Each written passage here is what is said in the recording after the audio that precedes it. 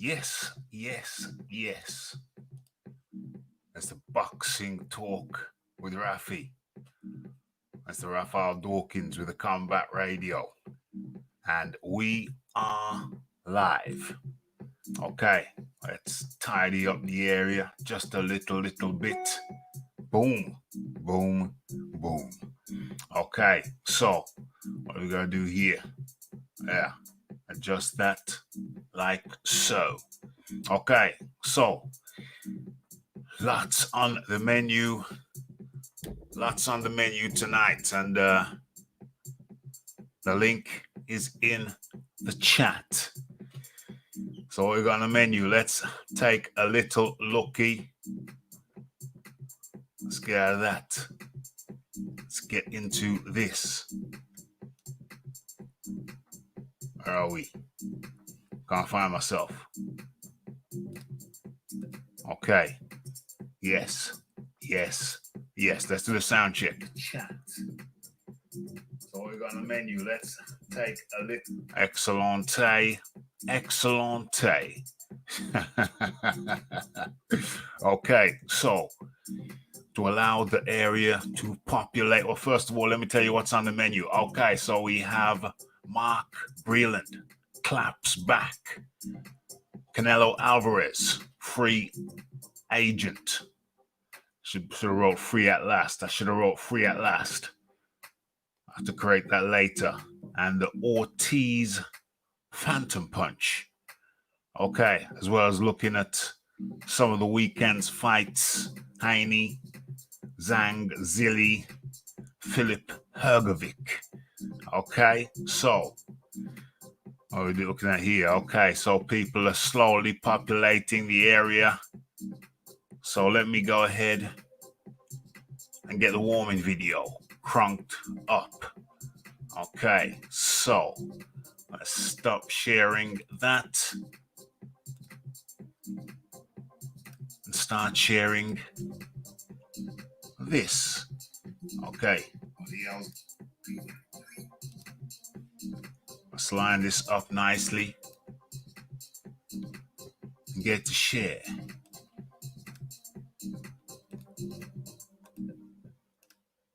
Boom. Let's get that full screen.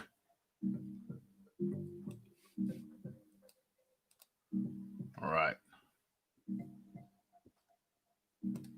Okay, so let us share the warming video. And when this is complete, we'll do the roll call and get right into it. Well, I guess this is going to be the first topic. This could potentially be the first topic. So let's cut the music and share. Yes, yes, yes. It's the Raphael Dawkins of the Combat Radio. And today, we just line this up.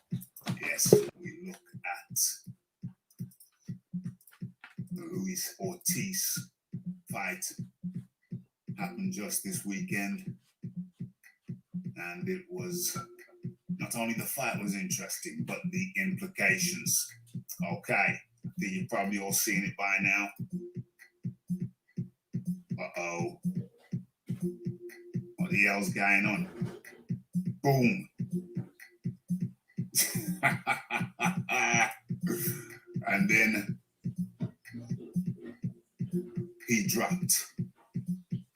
Alexander Flores drops to the ground, writhing in pain and agony. OMG.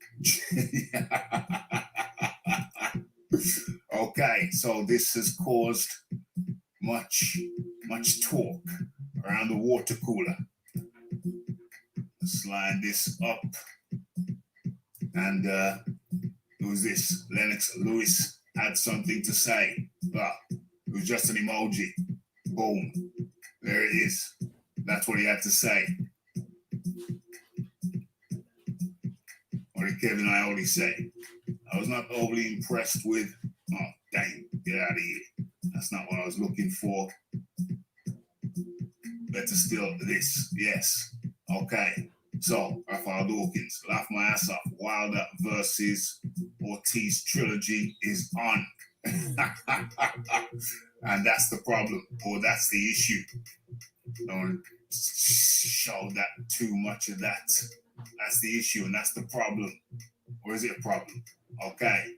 Because as a result of that, as a result of this, I think, call me skeptical, call me cynical, call it what you will. But I think that this sets up the trilogy between Luis Ortiz and none other than the Bronze Bomber. Dang. Okay, so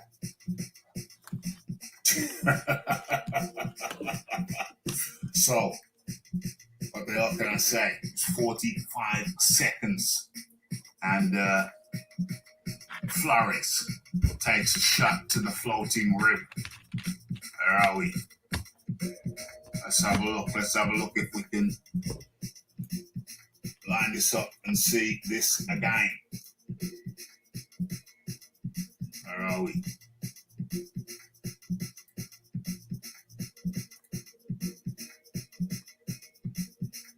Missed the shot, but that was the result. A slow fall and a slow crawl. What is this? Where are we?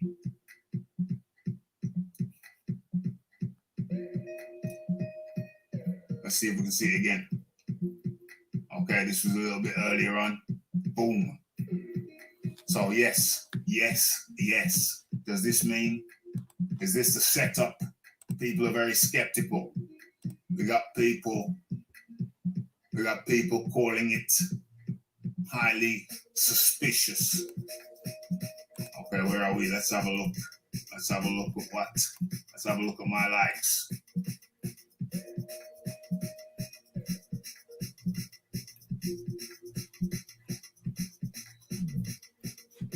Who's sleepy now? Yeah. Okay, that's not what I was looking for. I must have forgot to like something that I like, because that was what I was looking for. Okay, so let's look at Flores. Who is this Flores character? Okay, so Alexander Flores, 18, 3, and 1. 30 years old, born in the USA. Okay, and who did he lose to? Okay, so let's have a look at his previous losses. Okay, so he lost to Charles Martin, 2014. He lost to Joseph Parker, 2018. And that was a third round finish, also by body shot. And now Luis King Kong Ortiz. I got a funny feeling about this. I think some people are calling this a dive. Forgot to like that tweet, so I can't put it up. But if it was a dive, why did he dive? Was it pre-organized, or was Flores, Alexander the Great Flores? Did he take it upon himself? Did he not just want it? Did he just not want it? Or is this a smaller picture in the bigger picture? Luis Ortiz calves looking kind of thick. Luis Ortiz, credit where credit is due, he did look in good shape. Well, where's the pics? Let's have a look. Luis Ortiz came in very good shape, and came in with bad intention. But what's that? Snack? He's working with Snack. Okay, that's Victor Conte. Victor Conte's organization. Remember, Victor Conte came up with Clear, the anabolic agent, which many an Olympic medalists had to give their belts, had to give their medals back, including what's her name, the sprinter, Jones, Marion Jones, or was that her husband? Something like that. Okay, so but it's gone legit now, and he operates Snack. It's gone legal. Faced a lot of time in jail, gave up some people, a reduced sentence, and now he's legit getting people in shape. Okay, so we get to the vexing question. Was this just a good win for Luis Ortiz, or is this just a small part of a bigger picture? Is this the setup for Deontay Wilder's return? Because we know he ain't got Tyson. So the question is, who's he going to come back against? And call me cynical, but I think this is this is the setup for the trilogy. What say you? We're going to talk about this some more tonight on Boxing Talk with Rafi. The date is Monday, the 9th of November here in the UK. And definitely going to have to chop this up tonight. 9 p.m. UK time. 5 p.m. over there on the East Coast. And what is that? 2 on the West. It's Raphael Dawkins. It's the Combat Radio. It's the like. It's the subscribe. It's the comments. It's the shares. And it is the hitting that bell icon to stay updated with news and notifications. Okay. Okay, we've come to the end of the warm-in video, and so now we get into it. Oops, sorry about the noise. Damn it. Should have muted the mic, but then I wouldn't have been able to speak into the mic. Okay, let's stop that. Boom. Let's get back over here into the chat, and we're gonna get to the fight doctor in a second. But first things first, let's get into the chat and see what's going on. Okay, in comes Big Boys Boxing. Crank it up. Yeah, I'm cranking. Let's go, my brother. I have something to say tonight. Okay, where's the link? Let me drop that in. That's from the Wild Soul. Okay, buckle in. Let's go. More calling Orson. Come in, Orson. That's the James Jameson, and in comes the Shiz Biz, the Philip Carl Roberts. Probably the worst dive I've ever seen.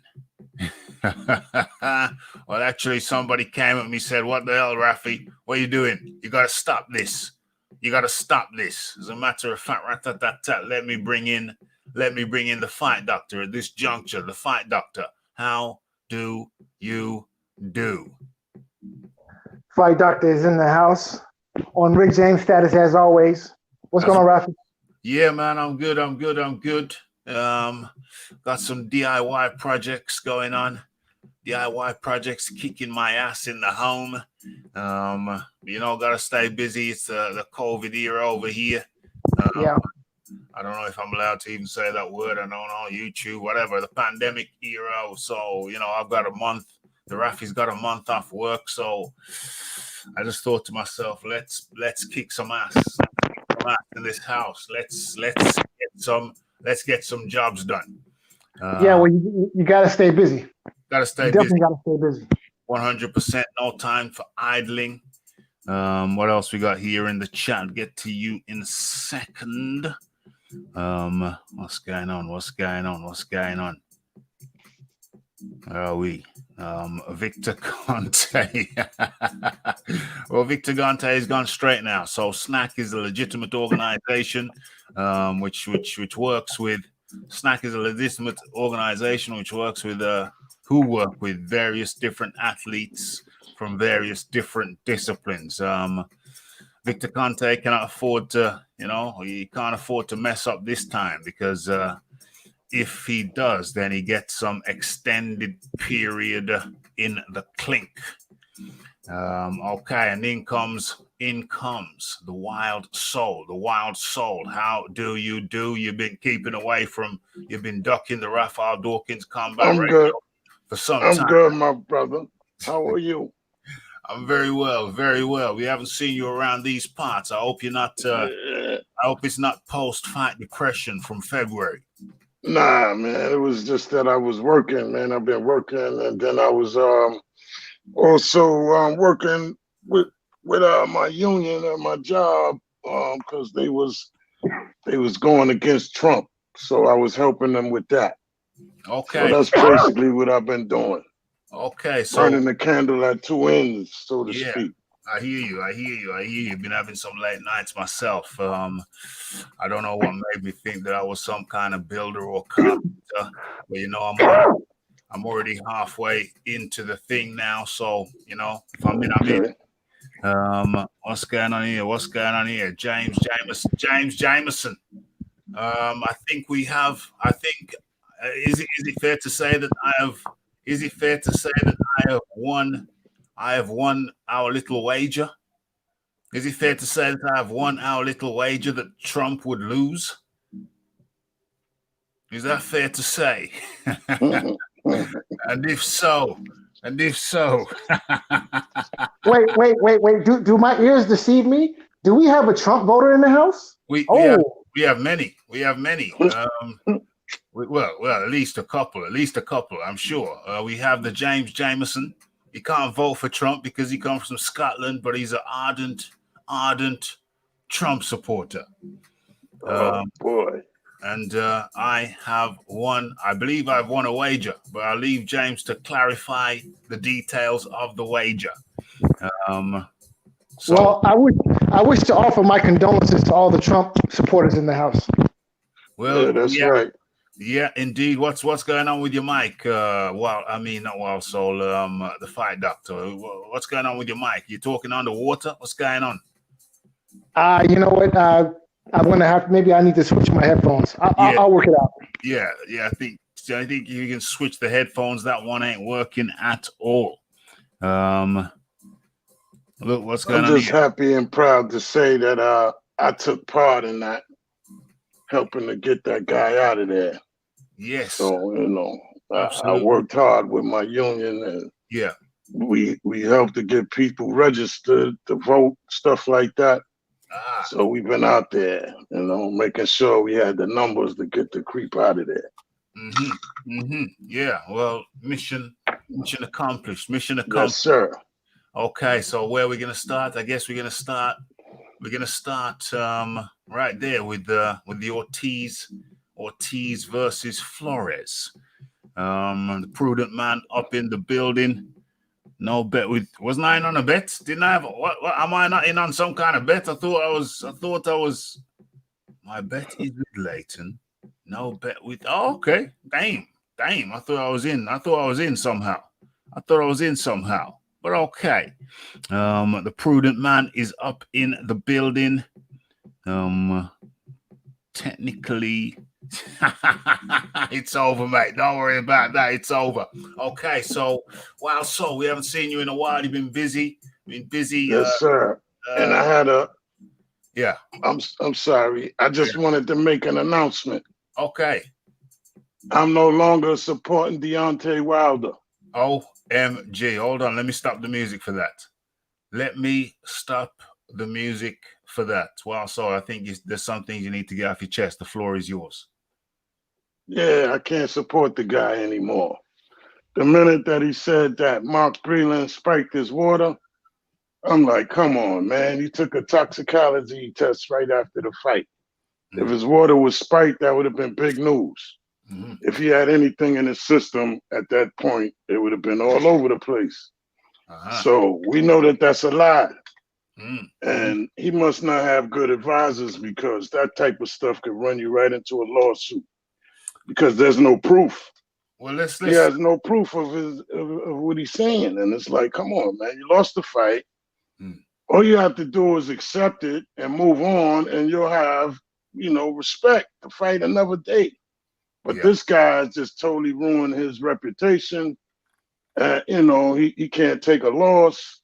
You're talking about Tyson Fury had a weight in his glove now. Before it was bare knuckles. It's ridiculous, man.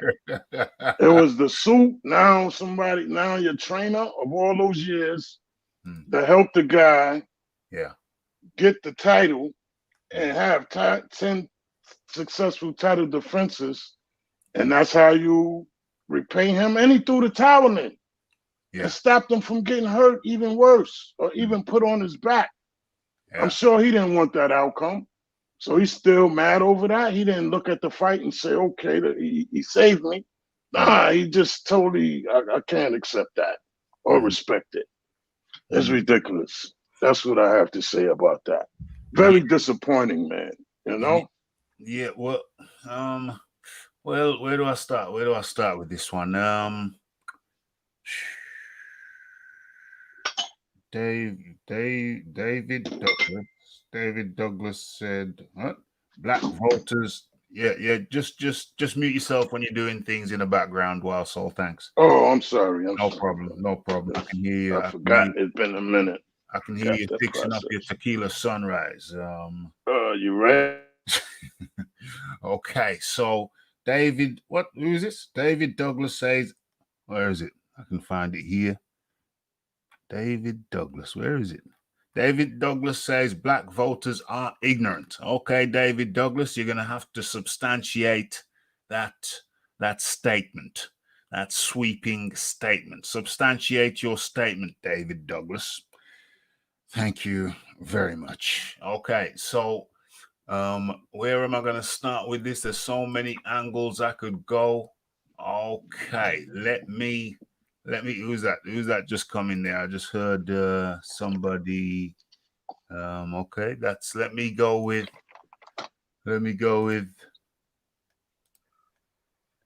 let's talk about another ridiculous statement Deontay Wilder said.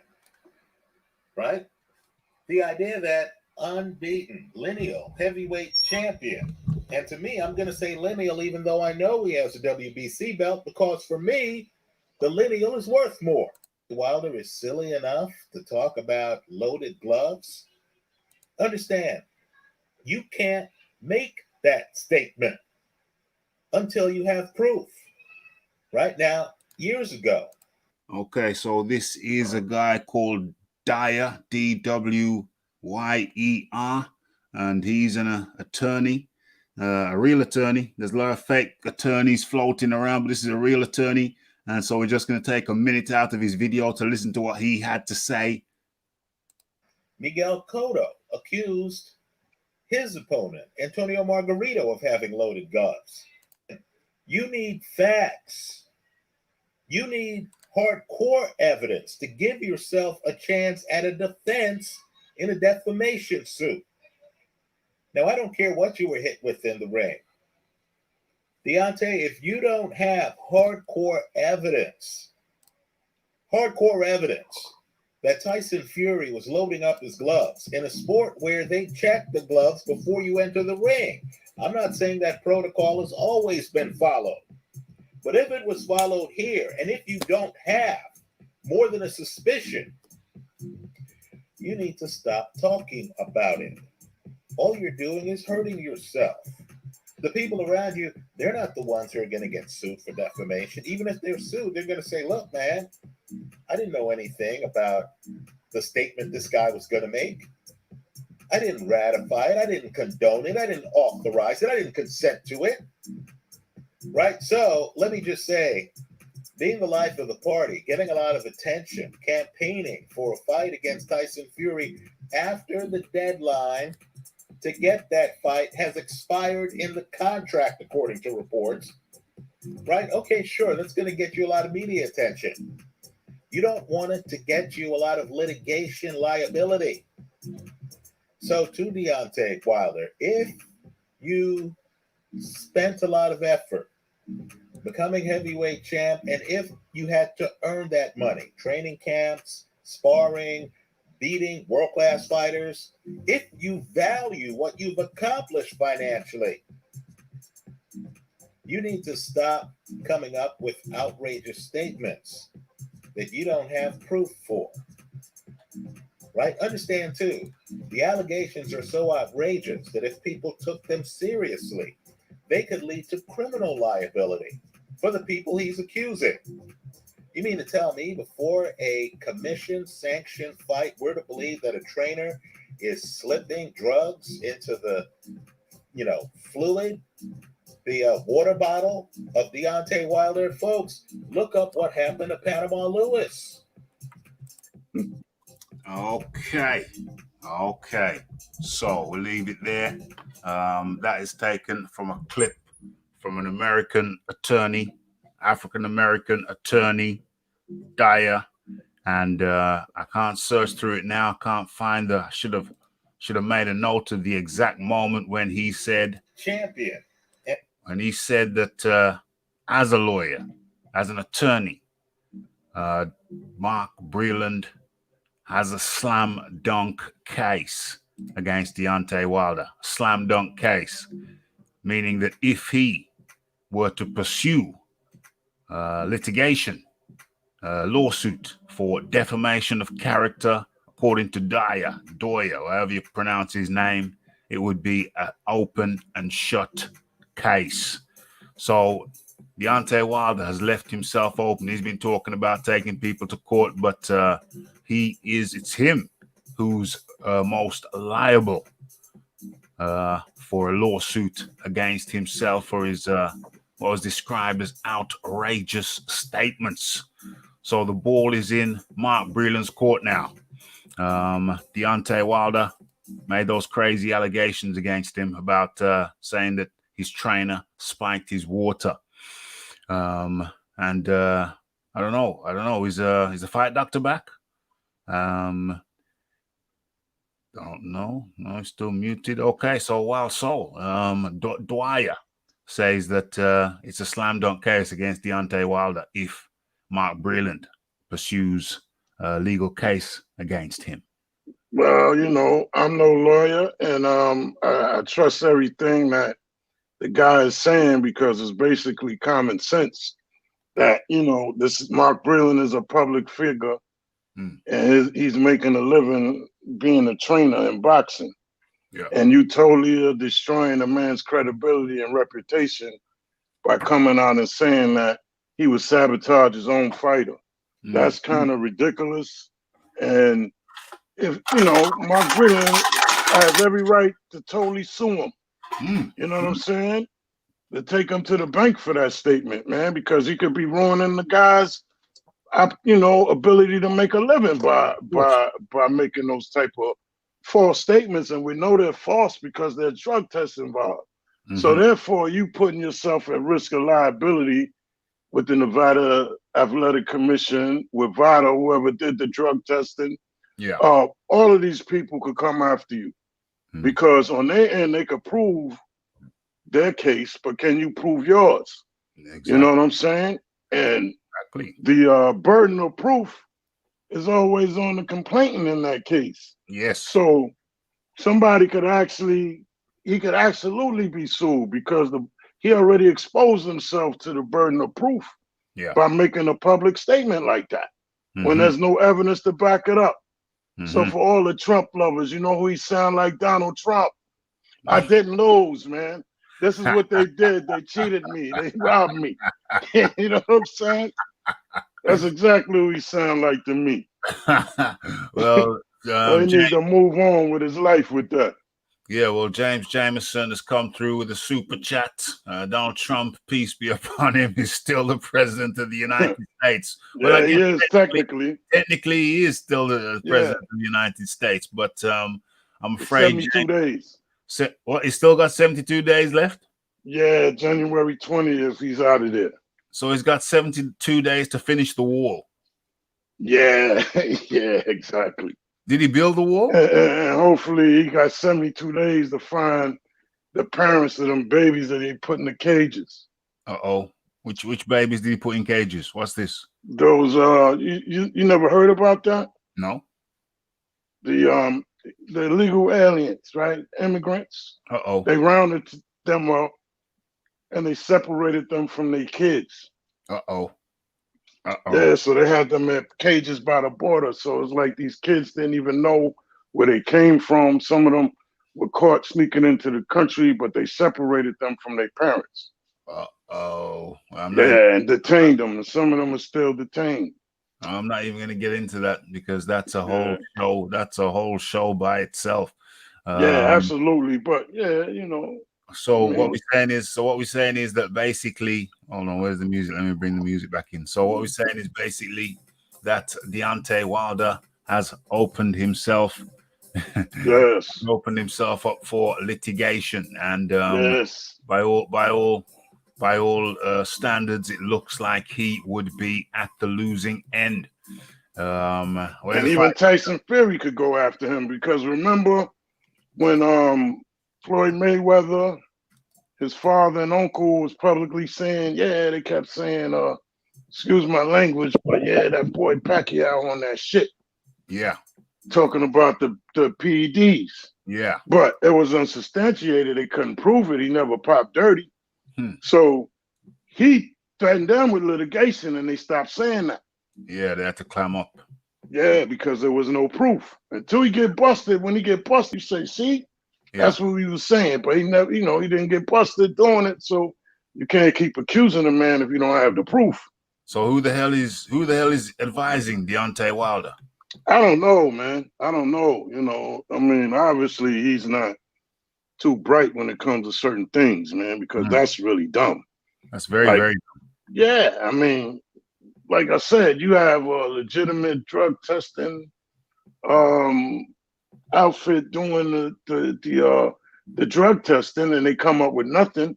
Then you turn around and come months later claiming that you was sabotaged by your own trainer, that they slipped you a Mickey and this is why your legs and everything was weak.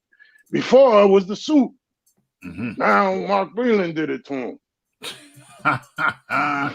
Well, okay, so we've been talking about Mark Breland, and Mark Breland, he kind of broke his silence in his own way.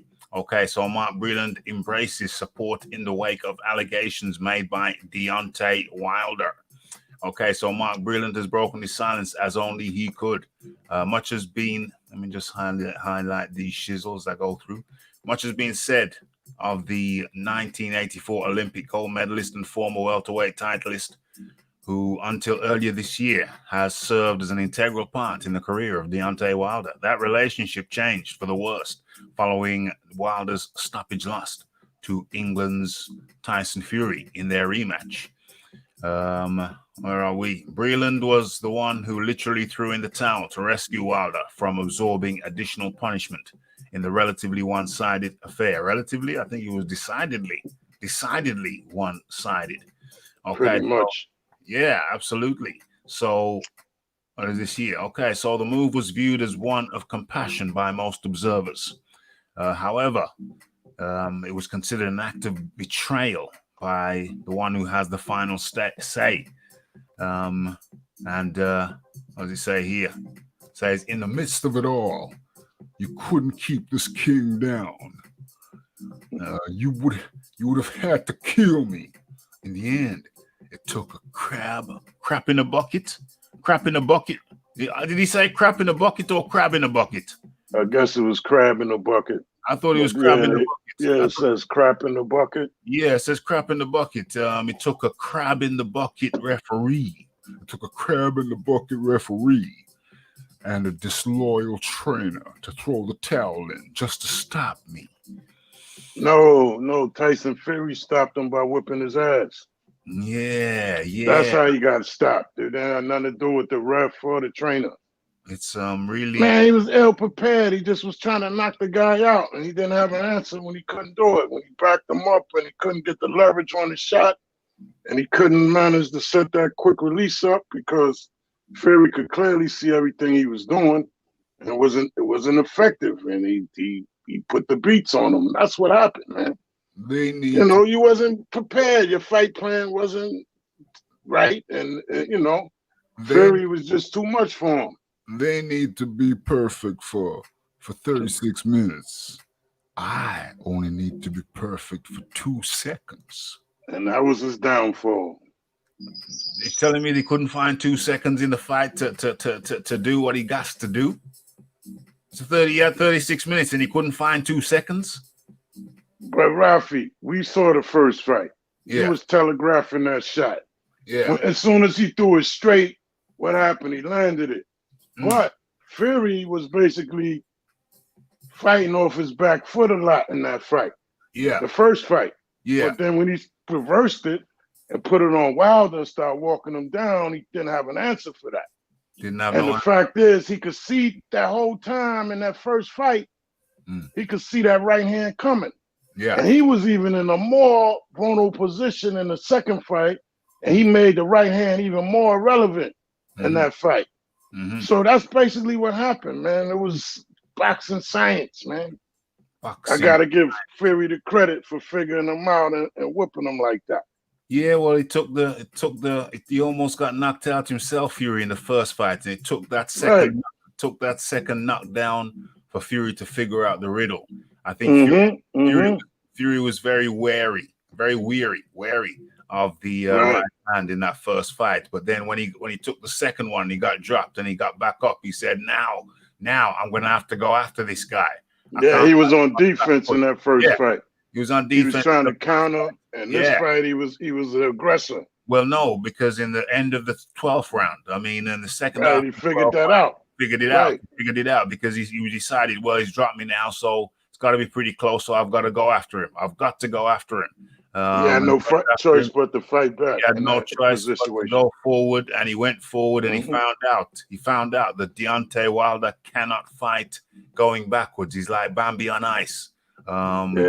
He just can't fight going backwards. And once he figured that out in the 12th round, the second half of the 12th round of the first fight, he knew what he had to do. He had to go crunk style. So he sought out Sugar Hill, and brought him into camp. And they worked on the front foot, pushing Deontay Wilder back. And we saw what happened as a result of that. Deontay Wilder, he was all at sea. He didn't have an answer. He didn't have no answer. Because he don't know how to fight going backwards. Exactamundo. And that's what was exposed in that fight. Yeah. Out of everybody that he comes in the ring. And not everybody is not going to have the ability to do what Tyson Fury did against Wilder. No. Not in that fashion. No. But somebody like Joshua, now you gave him a game plan to definitely beat you. You just got to worry about that right hand. You already have that. He definitely got to worry about the right still, but you still have to worry about the right. But he already had the game plan because both Joshua and Dillian White. He has the ability to walk. He has the ability to walk Wilder down, I believe. Not only that, but they said it. They told their game plans. They independently were interviewed, and they said the game plan was to put him on the back foot and walk him down. You got to take it to him. You got to take the fight to him. You still got to watch out for the right. But when you put him on the back foot, the right is easy to detect. Right. I mean, but guys like Dillian White may get sparked. Yeah, maybe. Other guys may get sparked with the right still because they don't have the necessary physical attributes. Well, Dillian White is shorter than they have the physicality, but it's not a physical attribute. They have the physicality, but I mean, Dillian White has the physicality. He's physical enough to take Deontay. He's physical enough to knock Deontay Wilder out. What we're talking about is the slipping. He's not the best at slipping. He's not the best. And then Wilder's is what I mean by the physical part is that Wilder's taller, longer. Yeah. And he probably will land his punches quicker. He's faster. Well, so that's what he got an advantage with White. I don't know if he's faster. He's got the longer levers. That would indicate that perhaps he's slower.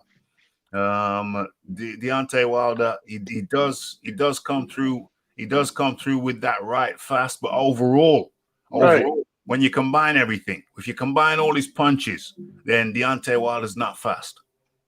Okay.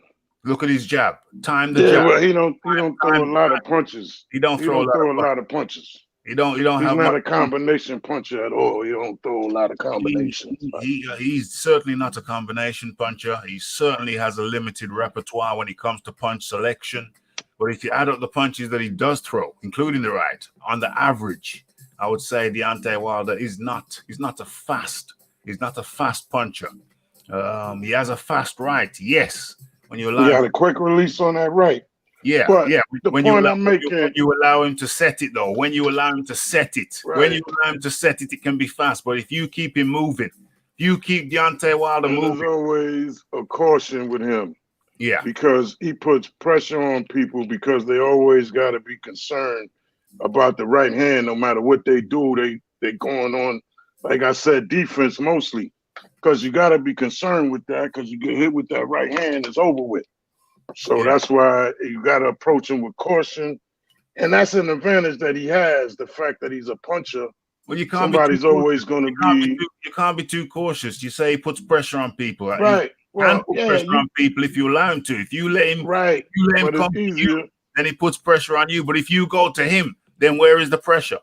Right, but that's what was exposed. Right. Before that, people are thinking about that right hand. No, but when they're in training camp, he was fighting. He was fighting lesser caliber fighters. Well, there you go. He was fighting lesser caliber fighters, so of course he's gonna look. Of course he's gonna look as good as he's going to look fighting lesser caliber fighters. I mean, who's his best win? Who's his best win? Ortiz. Okay, and I mean that's pretty much the best win. And that's it. And who's his best win after that? Ortiz, the second time. That's what I'm saying. He's got one. You might be able to throw the Devin in there. First Devin fight, fair enough. Right, because he actually had the box to win that fight. Yeah, that was the first Devin fight was the first time he fought a legitimate top 10 guy. And then didn't fight a legitimate top 10 guy again for a while. So Deontay, and that was his downfall for what you just said. The 2-second rule. The 2-second rule that he had. He subscribed himself to, and this is why he ended up losing the way he did. Because when I watched him fight in the Olympics, when I reviewed that over the last few months or so, he had a better repertoire of punches, to be honest. Yeah, he did. And a couple of them fights, I assume that he went through the whole thing with knockouts because I actually didn't remember him fighting in the Olympics. I remember when he won the gold medal. I mean the bronze medal. Bronze ball. But I didn't remember the fights. So I reviewed a couple of the fights on YouTube, and he won these fights boxing. He didn't win them by knockout. And that was interesting to me. And I noticed that he threw more punches, and he had a better punch selection.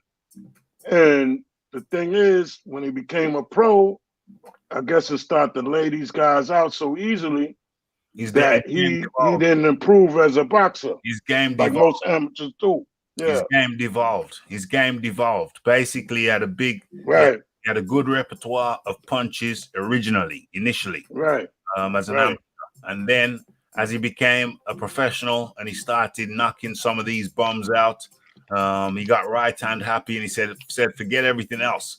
I'm good with the right hand. I'm good with the right hand. So the punch repertoire diminished dramatically. And he is a boxer who devolved. He got worse. Yeah, because in the Ortiz fight, he wasn't even trying to win rounds. He was just waiting to hit him with the right hand. The second fight. Yeah, and that was the first fight he was trying to win rounds, but the second fight, he threw all that out the window and just said, hey, as long as I don't get caught with nothing crazy, I'm gonna knock this guy out. And that was his whole fight plan. He didn't engage Luis Ortiz. He didn't do none of that. Okay. He was just waiting to set him up for that right hand. Yeah, I was wondering where you got to. The fight, doctor. But before you come in, let me just read this super chat. Let me give Okay, so James Jameson says if Donald Trump, peace be upon him, is robbed after increasing vote by 7.5 million, it's Trump 2024. I don't know about that. Wishful thinking. But thanks for supporting the channel with the super chats. And I'll be back in the streets again if that ever happens. And over to the fight doctor. The fight doctor, come in. So microphone, how does it sound now? Microphone checker. Yeah, it's good. It's good. Great. Okay, so in the first fight, even though Wilder was losing, he was getting outpointed. He did show some flashes of brilliance in the first fight against a pretty tricky southpaw in Luis Ortiz, in the first Luis Ortiz fight. And if you watch, like leading up to the knockout, Luis Ortiz was actually walking down Deontay Wilder. He was walking him down. And Deontay Wilder was actually having some good success finding Luis Ortiz with the counterpunches. And there were spots where Deontay Wilder was actually outboxing Luis Ortiz. Yeah. So I would say go back and watch that first Ortiz fight. And then the second half of the fight, you'll see there was only spots, where Deontay Wilder was outboxing Ortiz in spots and finding him with counter shots. Yeah, there were spots. But what's your ultimate point? Well, my ultimate point is I agree with you guys that the guy has devolved in terms of his boxing ability, or I'll say this, he never progressed as a professional.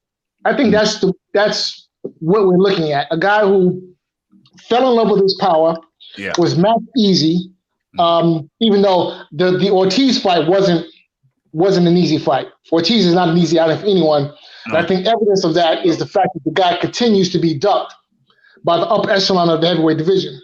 Well, I don't know if he continues to be ducked. I mean, he's refused. He's declined several offers allegedly. So I don't know if he's really being ducked like that. I mean, he's had offers from Dillian White. He had at least one offer from Joshua, all of which he declined. I think with the PBC model, I think they've got him locked up tight. I don't know if he was able to accept certain offers. I don't know. He's a Cuban. He don't speak the language. He seems like he's a PBC puppet. It seems like he just does as he's told. That's what it looks like from the outside. Okay. No. Well, that very well could be the case. I mean, listen, at the end of the day, boxing has its politics, and the politics of boxing has denied us many a good fight. So yeah, I agree with that. But right about now, we're just gonna go back and finish up the article on Mark Breland firing back. Okay, so real quick, can I ask something regarding the Mark Breland situation? Yeah, of course. I agree with my esteemed colleague that what's coming out of Wilder's mouth right now is very low class. Yeah. Your chief second is the guy who's supposed to throw in the towel, not the assistant to the chief second. Yeah. So, the only person who was actually concerned about Deontay Wilder, the human being, Deontay Wilder, the person, was Mark Breland. Yeah. And then for you to make these outlandish, and there's no other word that comes to mind that I can say on this. Asinine. Oh, you know what? I'm sorry. Thank you. Yeah. To make these asinine accusations against Mark Breland that he spiked your water, never mind the post-fight drug test that you had to take. Never mind that. The guy spiked your water, and that's why you lost the fight. I mean, it's over with. Wilder is over. Because there's apparently refusal on his part to come to terms with the ugly truth.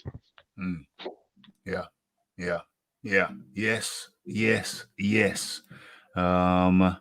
Wilder is toast. He's toast. But let's continue with this thing. Or is it still up on the screen? Yeah, it is. Okay. So we're gonna wrap this article up. Anyone who really knows me knows I wouldn't go back and forth with anyone unless it was in the ring. Breland said in a release statement on Monday. I've been boxing since I was 8 years old, so I didn't give a big portion of my life to the sport. I dedicated my entire life to the sport, but I have never seen the things I'm seeing now in all of those years. Breland went on to say, there it is. Breland went on to say, I'm only on social media because of my girl. We went somewhere and there was a picture of me, and she said, this is one of the reasons you need social media in this day and time. She said, there are people who have deep admiration for you, and social media is a way for them, or a way to give them some access to you. She asks me all the time, am I tired of it? Do I want to go back to life without it? I always say no, because the amount of support, love, gratitude I get, it lets me know that all the hard work I put into my career was worth it. And then it says that the closet to a response from Breland, arguably the greatest to ever come out of the United States amateur boxing program, came in the form of a meme-level caption, allegedly owning up to spiking his water and having been glad to do so in light of being fired. Yeah, I saw that caption. In addition to the timeline not marrying up to the ridiculousness of such a claim being true, Brooklyn's native still felt the need to address that issue as well.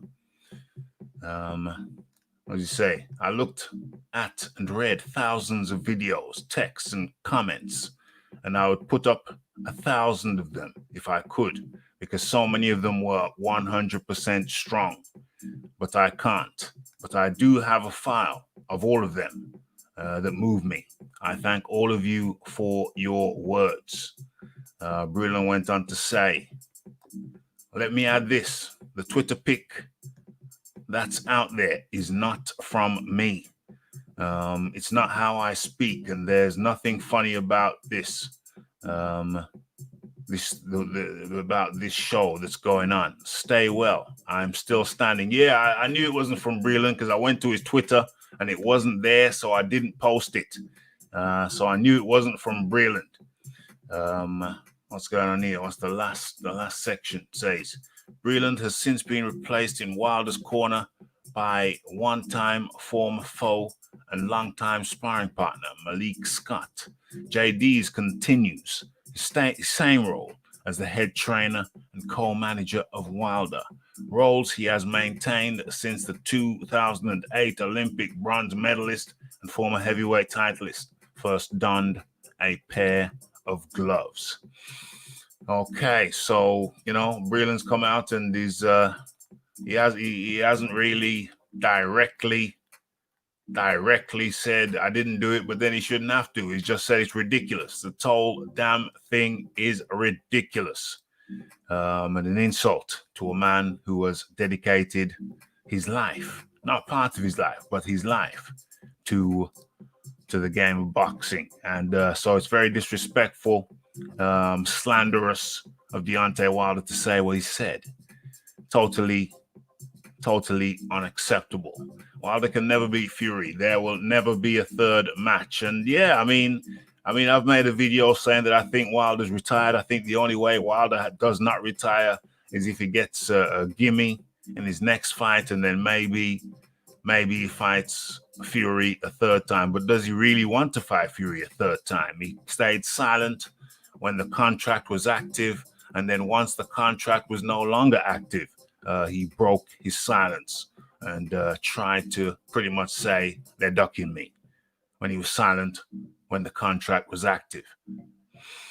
So it seems like totally ridiculous. Go and watch the Wilder mocks God and gets destroyed video on YouTube. I don't know what you're talking about. I ain't seen that. Yeah. So Any final words on that? Any final words on that section? Wild Soul.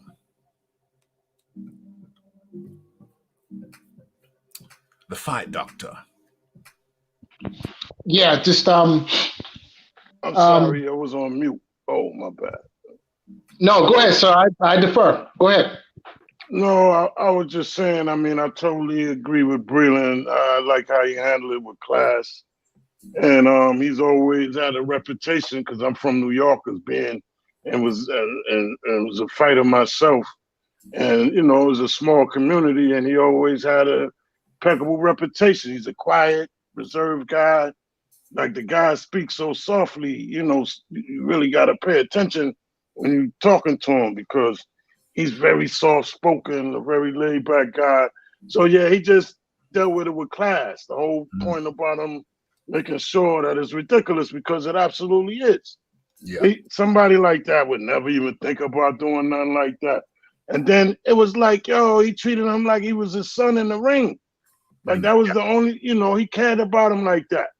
All of that, oh, even if you said don't throw the towel in, come on, man. I'm throwing the towel in. Even if that was our agreement, I got to do it. Sorry. That's because that's love. You dig what I'm saying? Yeah. You get Shelly, what's his name? Shelly Finkel and JD's to be like, they don't know why he threw the towel in. Are you serious? Crazy. Like, really? You know, like, they admittedly threw him under the bus. That's a whole nother story, but I like the way Breland handled it with class, because the whole thing is ridiculous. And I'm sure that Wilder's DM, Breland's DM on social media is full of lawyers trying to contact him right now. Like, buddy, you need to get some money right now. This guy fired you. You could clean his pockets out. You could get your severance paid. Yeah. So, yeah. Absolutely, and he should get his severance pay. And I support him doing it. I would support him doing it. I would support him also. What Wilder's done is totally unacceptable. He's looked for every excuse in the book. It's crazy. It's crazy. It's utterly bizarre. But let's talk. It's embarrassing. It's embarrassing. But before we go to the next story, let's talk about Luis Ortiz's 45-second win. Did you see it, Wild Soul? No, I haven't got a chance to see it yet. I heard about it, though. Okay. I heard it's very suspect. People are saying it's suspect. They think the guy took a dive. It's very suspect. Somebody came at me. I'm not going to mention your name. The link is in. I'm going to put the link in the chat again. Somebody came at me in that video and said, Raf, what are you doing? You got to stop this. You got to stop this. Ortiz beat a C-level guy, and you're saying it's suspect. And I said, well, it's not just me saying it's suspect. You got people like Lennox Lewis saying it's suspect. It's generally being acknowledged as being suspect. It looks like a phantom punch. So what do you mean I got to stop this? Stop what? Stop what? Commentating on what I see? I saw what looked like a phantom punch. And I said, it looks like a phantom punch. And thousands of other people have said it looks like a phantom punch. So the question is, stop what? Link is in the chat. Iron Kong is up in the building. And so, yeah, it did look suspect. I've done a video on it. If you want to see the knockout, it looks, it's in that video. So I recommend anybody who has not seen that video, go check it out. The Fight Doctor, what's your feeling on the knockout? Did you see it yet or no? Man, look, I want that 45 seconds of my life back. Okay. That fight was so suspect, it should be on the FBI's 10 most wanted list. And this is supposed to be the headline. It was supposed to be a main event. Terrible. Really? On the main event of a PBC card. I mean, normally PBC gives you some halfway decent fights. Yeah. But I don't know what look, to accuse that guy of being C-level does a disservice to the honest, true, hardworking C-level guys of the world. Real talk, okay? I don't know what the hell was that? What? That, I don't. I have no words. It was kind of some crazy shizzle. It was some kind of crazy shizzle. Why was he fighting? That guy was sea level. Why was he fighting sea level? The link is in the chat. So, bro, if you want to ask me what I was talking about or come in and say what you're talking about, because it's been widely acknowledged as suspect. You see it there on the screen, the Phantom Punch. It was... So let me get to the point. So my point is, was this a setup?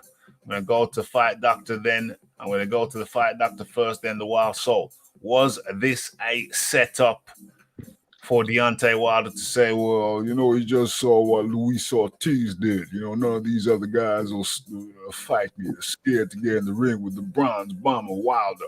And after seeing what Luis Ortiz did, well, damn, it looks like he's back. So it's only right that I hit him up. You know, he hit the guy in the floating rib. You know, yeah. Let him get a chance. Let him get his next shot. Yeah. Well, I mean, so look at it from this point of view. If you're PBC, if you're Deontay Wilder's brain trust, who else is he going to fight? Yeah. I mean, who else does the PBC have with a name?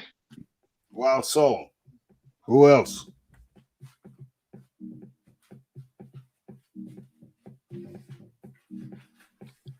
I mean, who else is there?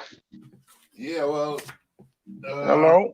Oh, man, I keep muting myself by accident. No, I'm muting you. You're forgetting to mute yourself. I'm muting you. Oh, okay. All right, my bad. No problem. Yeah. All I have to say is LOL to your Deontay Wilder impersonation. It's hilarious. Yeah, but I honestly think Wilder's finished, man. You fight Luis Ortiz a third time. Come on, nobody want to see that, man. Come on. Don't you think this is a setup? I think this is a setup. It's a setup. That's something. I mean, I can't judge the fight because I didn't see it. I'm just hearing the rumors about it. Yeah. You know, if I see the fight, I can make a decision. I can make a determination on how I feel, but I can't really do that because I haven't seen it. But it sounds that way. That's a possibility. They're trying to give Deontay Wilder a way back into the game. Looks like but it wouldn't work with Luis Ortiz because he knocked him out twice already. Nobody's going to really be interested in that. He's going to have to fight somebody else, maybe Dillian White. Because don't the other guy, Povetkin, got coronavirus now? Yeah, they're fighting in January or February. They're fighting in February. Well, depending on what kind of condition he in after having that coronavirus. Yeah, it depends on the condition. Do you seriously think that Deontay Wilder wants anything with Dillian White? I'd say it's only right that you get in there with somebody like that, somebody credible, to come back against. But at the same time, as people won't do that because, Dillian White still could punch, so they might see that as a gamble. Yeah, they probably give him a soft touch on the way back. They're gonna give him a soft touch, I would imagine. What about Ruiz? What about Andy Ruiz? Andy Ruiz got a bed, and Andy Ruiz can box. So I don't know if that would be smart. You don't know what Andy Ruiz gonna show up. That's the issue with that. If you get the Andy Ruiz that fought your boy the second time, then that may be right for Wilder to make a return. But if you get the Andy Ruiz that beat Joshua the first time, he may be in a world of trouble. May need to stay away from that guy. I think that's a risk any way you look at it. So they probably wouldn't do that. Yeah, it's always been a risk. Kawanaki. Yeah, they'll take that one. You know, Kawanaki's a punching bag, and he proved if Wilder hit him with that right hand, he's the done deal. Yeah, that'd be a good look for Wilder. Yeah, I think he'll definitely get that knockout because that boy is a punching bag, Kanaki. He's right there for you to hit him. Yeah, So I think if Deontay Wilder does continue to fight, personally, I think he's retired. He's just making noise. But if he does continue to fight, I think he'd come back against Kawanaki. Yeah, because that'll be a good fight. That'll be a good layup for him. It'll make him look sensational again, and they'll be like, "Wilder's back." he'll get one of those viral videos. You know, he's gonna knock this guy to the next day, and he's gonna have a big viral video like the Berman Stavern and the Dominic Brazil, and everybody will go crazy. Yeah, he's back. Until you get in there with somebody like Fury again, if that is possible, or even Joshua. So I tell you what, I'm looking at the WBC ratings right now. Mm-hmm. Deontay Wilder is the #1 contender in the WBC. And so Povetkin and Dillian White are going to fight for the mandatory spot, right? Yeah. Mm-hmm. Yeah. If I were Wilder, I would angle for the winner of that fight. If he can't get Tyson Fury back in the ring. Angle for does he want to fight Povetkin, and does he want to fight Dillian White? Yeah, I still think he knocks both of those guys out. Wow. Phil Walker is up in the building. Phil Walker. What's up, fellas? How y'all doing? I'm good, man. We were just talking about your comment. We were just talking about your comment when you said stop it, Rap. Stop it. It was a legitimate knockout. We're talking about the Luis Ortiz knockout of Flores. And I responded to you that stop what? I mean, people are talking about it by the tens of thousands. It looks suspect. Phil Walker, come in. All right, man. First and foremost, it doesn't look suspect. I mean, for whatever reason, the same tens of thousands of people who also say that Luis Ortiz is a heavy-handed Cuban, you guys, for whatever reason, y'all don't listen to those tens of thousands of people, right? But if tens of thousands of people say, oh, well, I think that was a phantom punch, it doesn't look right. It's just, I don't know, he might have took a dive. For whatever reason, you guys pander to that 10,000. Those 10,000, those 10,000 people that may be saying that right there. My deal is this right here, man. At the end of the day, Luis Ortiz is I wouldn't say he's the hardest hitting guy in the heavyweight division, but I would say he does have extremely heavy hands. For me, I mean, it was a good body shot. You know what I'm saying? I mean, if the dude couldn't get up, he couldn't get up. I mean, I don't know. Barely touched him. Well, I mean, when you're slowing it down as slow as you did, if you look at it in actual regular speed, he touched him and it was a loud crack to the rib area. I mean, of course, I watched. No loud. There was a slap. There was a slapping sound, but there wasn't a loud clap. It was a slapping sound because. I mean, a clap. I mean, is that not a? I mean, a clap and a slap. I mean, that's kind of those sound similar to me. I don't know why it sound in the UK, but on my television, I like Sony. I got Sonys all over the house. It sounds the same. Sounds the same to me. A clap, a slap, it's all in the same era. Can I interject for a second here, please? Of course. I think what we need to do is talk about what the real issue here is. And the real issue is not the phantom punch. The real issue is that guy, whoever that guy was, wherever the hell he came from, wasn't supposed to be in the ring with Luis Ortiz in the first place. Hold up, fight doctor. That's part of what my comment said. You understand what I'm saying? My comment exclusively said, why is it stunning that Luis Ortiz put down a C- fighter in the first round with a body shot?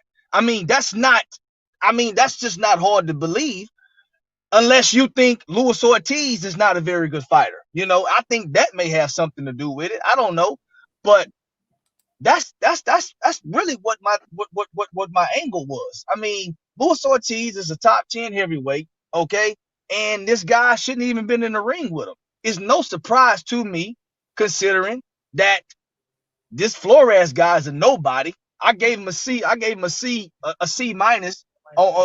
He's a C minus level fighter. I just gave him that rating. He might be lower than that.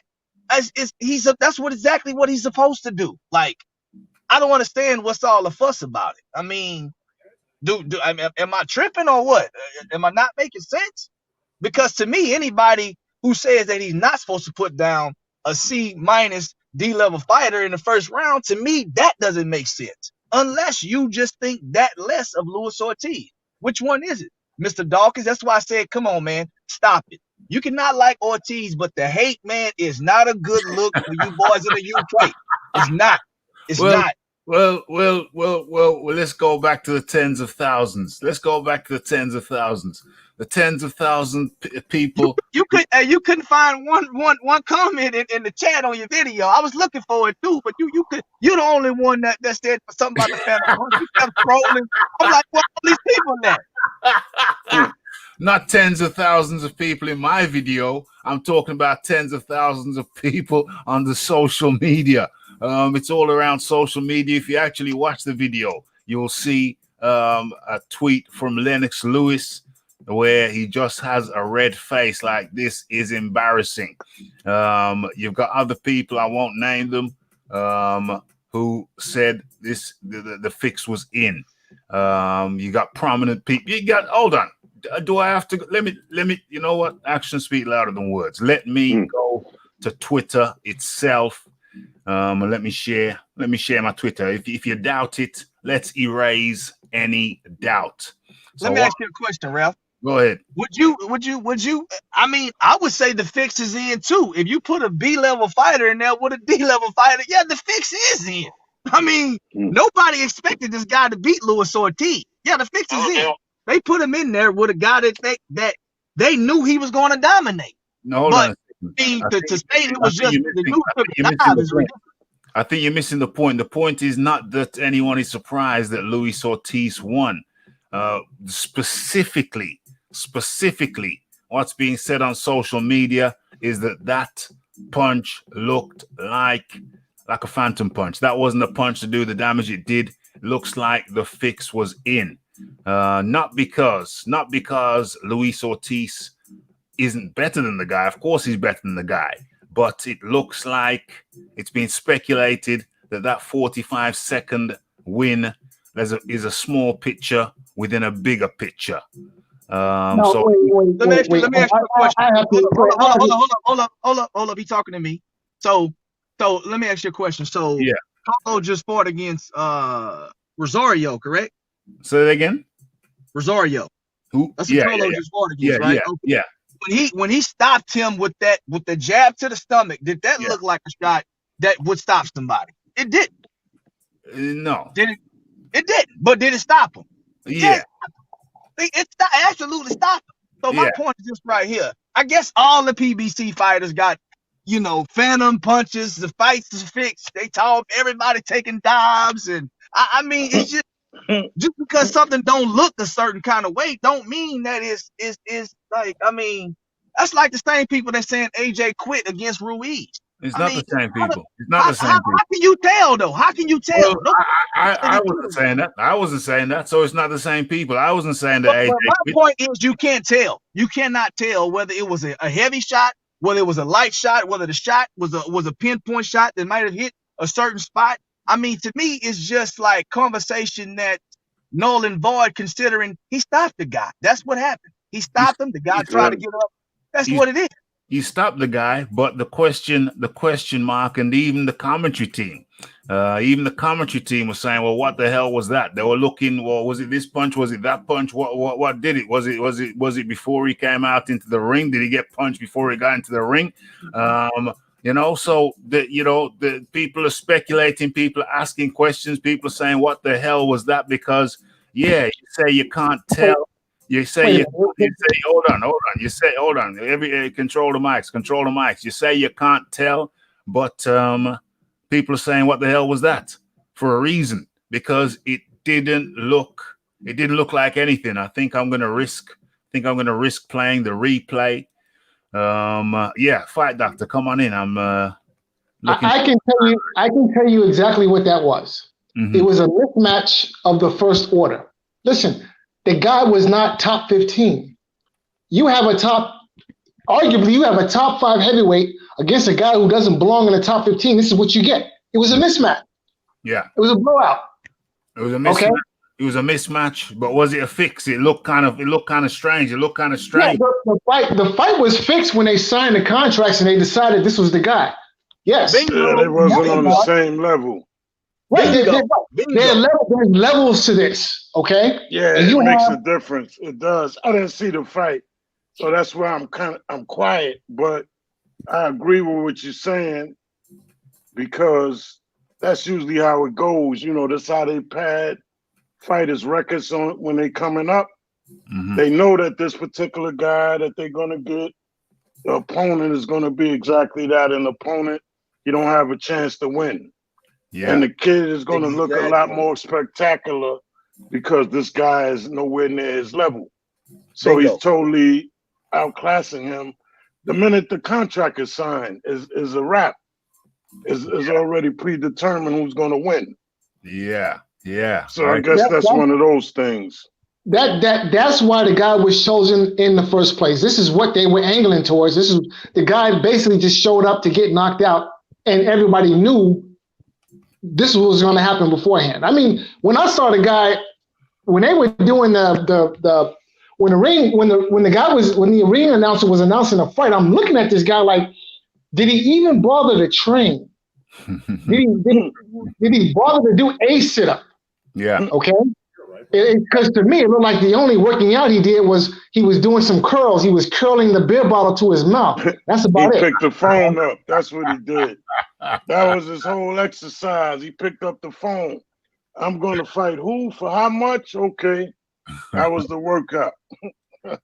That's hilarious, though. Okay, I have to take a risk here and play the sound. I'm going to cut all of the sound. I'm going to take a risk here. I'm going to play the sound and let's see if we hear the crack. Volume is on maximum. Big risk here, big risk here. Okay, here it is. And watch down low if you can. Okay, so listen, that was the side of the glove. It didn't even punch him properly. That was the side of the glove. It didn't even punch him properly. Ref, can you please just please play it regular? Don't stop it. Bro, there's copyright issues. There's copyright issues. If I just play the thing, then you get the video gets taken. Yeah. Well, I mean, don't do it. My thing is, if you're gonna do it like that, don't play it at all. You know what I mean? It's all or nothing. We can't compromise. No compromise. No, man, no compromise. No, it don't work like that, bro. You gotta compromise. I like compromise tactics, but no. It don't work. Look, this is my deal right here. You stopping it in between it. You can't really see the full speed of it. You're saying it's the side of the glove. You're saying all that. Last I checked, man, Tyson Fury dropped Deontay Wilder with the side of the glove. Yeah, but maybe Luis Ortiz didn't have an egg weight in his hand. Oh man! Wow. So it's the side of the glove all the way. Okay, can we finally call this what this really is? We finally call this what this really is? Yeah, call it. Yeah, this is beginning to sound like Luis Ortiz hate, to be completely honest. Who's hating? I don't. That's for you to answer, sir. That's for you to answer. Yeah. Who's hating? I'm watching the fight now. This guy has the grate on his trunks that Luis Ortiz just stopped with a kind of a sloppy body shot. Sloppy body shot. Listen, all now. I'm going back inch by inch, and all now. The nothing but the side of the glove ever touched. I'm going back. I'm going back. Nothing but the side of the glove. Nothing but the side of the glove. Still there, the side of the glove. Nothing but the side of the glove, and the arm is in the way. Oh, what was that? Oh shit! Excuse my language, man. But he did touch the side of him though. He touched him. This ain't Luis Ortiz. We're saying, or I'm saying that, and many thousands of people are saying that the shot was suspect. Hold on. We're gonna okay. So I'm gonna do it now. Look how far he coming back from that thing. He's stepping with it, getting the power from his legs. I mean, you know how to fight, Rafi. shot that may hurt you, even if you don't hit him with the actual. Yeah, I mean, and judging It on hurt. how this guy's titties is shaking, it don't look like it take much to get him out of there. That's all I'm saying. It don't. He It look don't. like he belong on a pole at a point. That's my point. I'm It ain't surprised. gonna take much to get him out of there. That's my whole thing. I'm surprised they didn't insist that he wore a little training bra. What? Well, at least a sports bra. At least a Like sports bra. the ladies fighters, the women fighters. At least that. Okay, so I'm taking a risk again. And watch down below if you can. Okay, so always with the side of the hand, it's suspect. Phil Walker, you won't acknowledge that that's a suspect shot. Is that what you're telling me? You won't acknowledge that. If the fix was in, it could have been in when he hit him square in the face in the round. I agree with you, Phil Walker. I totally agree with you. Don't mean to interrupt, but I agree with you 100% because look at this guy's physique, man. He called himself a professional. Come on, man. Like everything is hanging over his belt, all of that. Like everything is shaking. When he's moving, everything is shaking. It's like cello. It don't take much. That was a hard shot. That was a hard shot. Okay. For that guy's physique. Yeah, it was. Yeah. Okay, so let's go to the jury. People in the chat, you put your opinion. Everybody's had an opinion on it. Bicep to the face is one theory. It was a bicep blow to the nose hole. He blocked Flores' nose hole with his bicep, and that's what really made him drop. So people grazed him. So people in the chat, this is the opinion. Remember, this is opinion. This is not Luis Ortiz hate. I don't know how someone could come. Someone could come to the conclusion that it's Luis. Hey, can I make one request? You said a compromise. Of course. Would like for them to put their country flag behind their comment, please. Well, hey, if you got time to find your flag, if you got time to mess around and find your flag, then I mean, I don't see why you don't think people would give their honest opinion. This is a very open forum. We have all kinds of people up in here. People are free to express their genuine opinion. This isn't a channel where people have to agree with the host. It's far from it. That's why I get people on a regular basis who regularly disagree with me. Man, it really sounds like some hate, man. It really sounds like some hate, man. Man, I really want Luis Ortiz to fight somebody from the UK, Nick. I'm begging for it. He gets the opportunity. I'm begging for it. He gets the opportunities and declines them. To be honest with you, Rafi, to be honest with you. Yeah. I think he'll knock your boy Dillian White Spark out. That's what I say to that. I want to see that. I want to see the fight. I want to see I say that. I agree. I think he gonna do the Dillian White what he did to this boy here the other night. Oh, really? So you think he's gonna do to a? Would you say it's gonna be over quick? Would you say Dillian White is A class? No. A class? No, he's not A class. Oh, Phil Walker says he's not A class. Would you say okay? Would you say Dillian White is top 5? Hey, Mark. No. Would you say Deontay? I say top 10 contender. Would you say Dillian White is top 10? Top 10. Contenders, yeah. I can give you my top 10 right now. Yeah. Go ahead. Top 10. Go ahead. I can give you my top 10. Go ahead. Tyson Fury, number 1. Mm-hmm. Okay. Number 2, Anthony Joshua. Mm-hmm. Number 3, I gotta go with Deontay Wilder, still sitting at number 3. Okay. Number 4, I'm probably going to say Andy Ruiz sitting at number 4.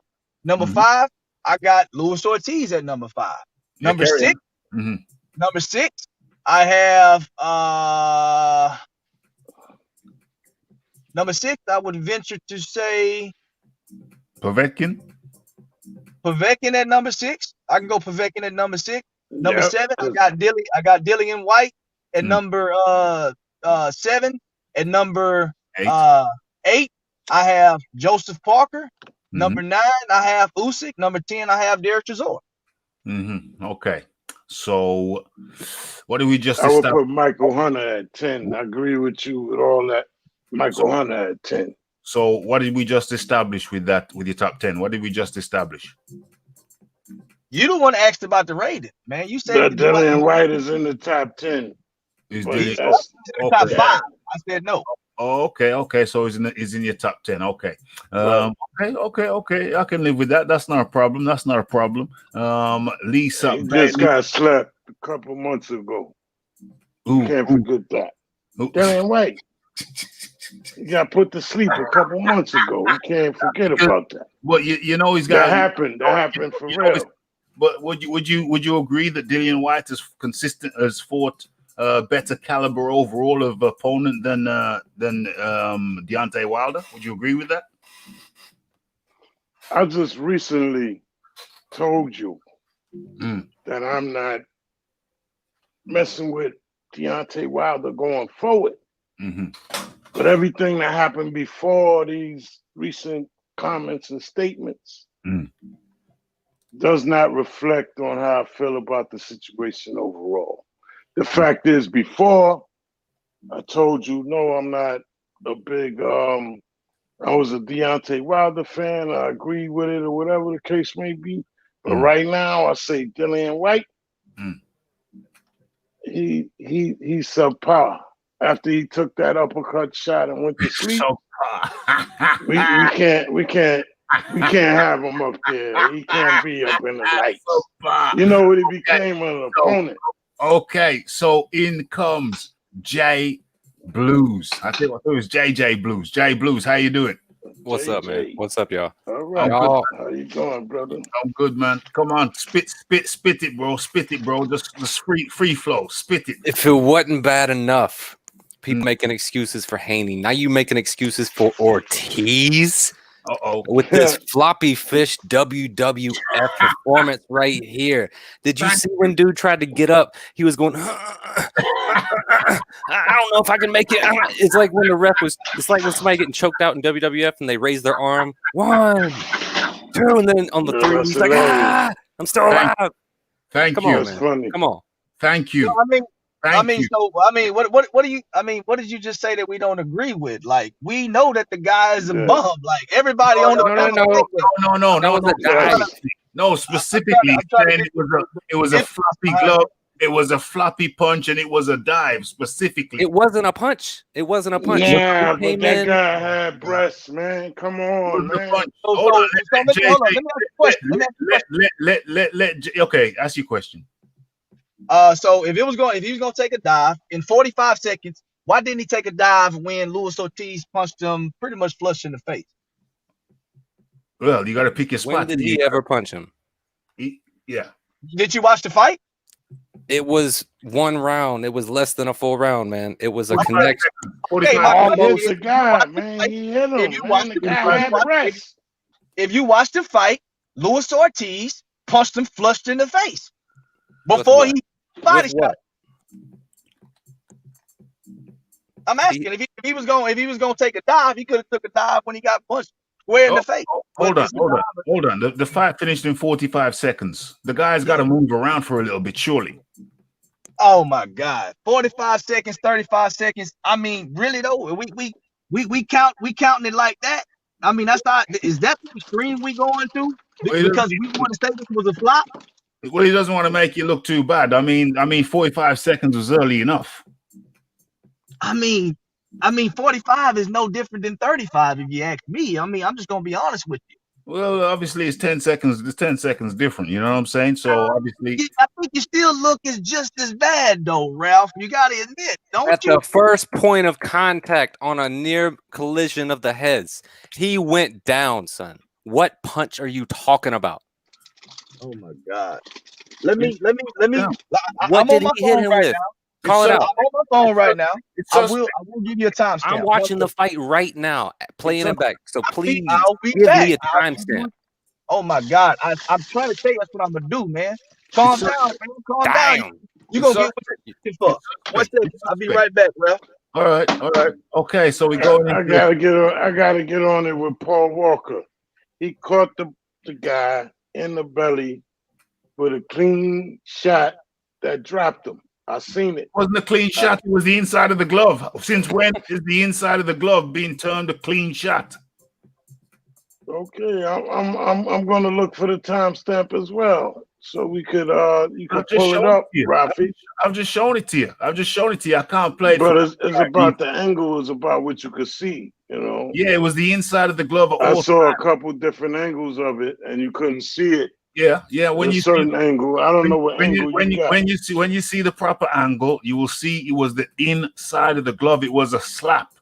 It was not a punch. It was a slap.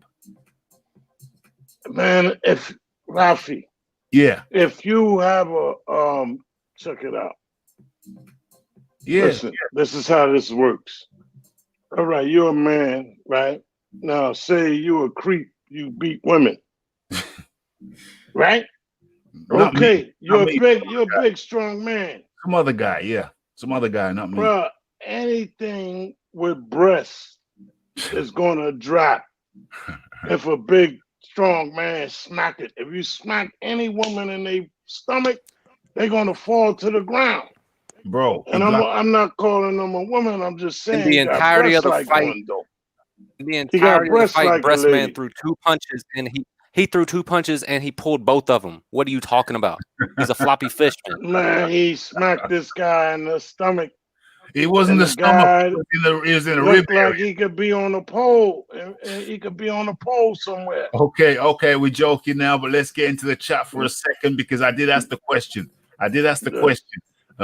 So let's see how people respond. Fair play. Didn't even land the body shot, man. It slapped you brothers out there say. Fair play. They're trolling you, bruh. Don't even take them serious, man. It was just stop it all. It grazed him, says James Damison.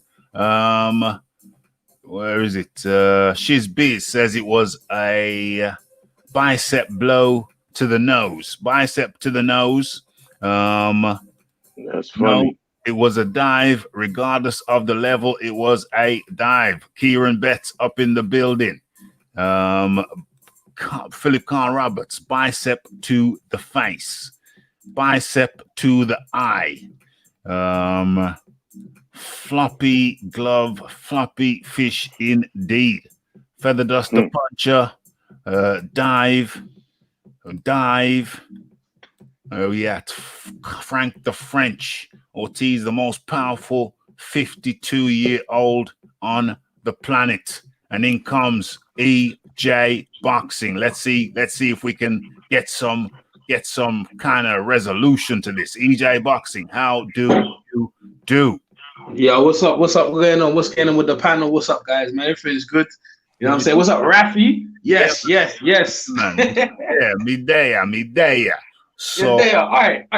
See, what I was gonna say, that was a dive, man. The man took a dive over you, bro. Get out of here, bro. Like, listen. Before you ask anyone, yeah, you should ask Phil, yeah, who's his favorite fighter, right? And then we'll get to the truth of that. His favorite fighter is Luis Ortiz. It's the same thing with Rafi. His favorite fighter is AJ and things. So it's hard pressed to get any sort of criticism. What I'm saying is that it's hard pressed to get any decent criticism from the guys you're kind of backing. Now, going back to the fight now, yeah? The reason why I say, now, when he took a dive...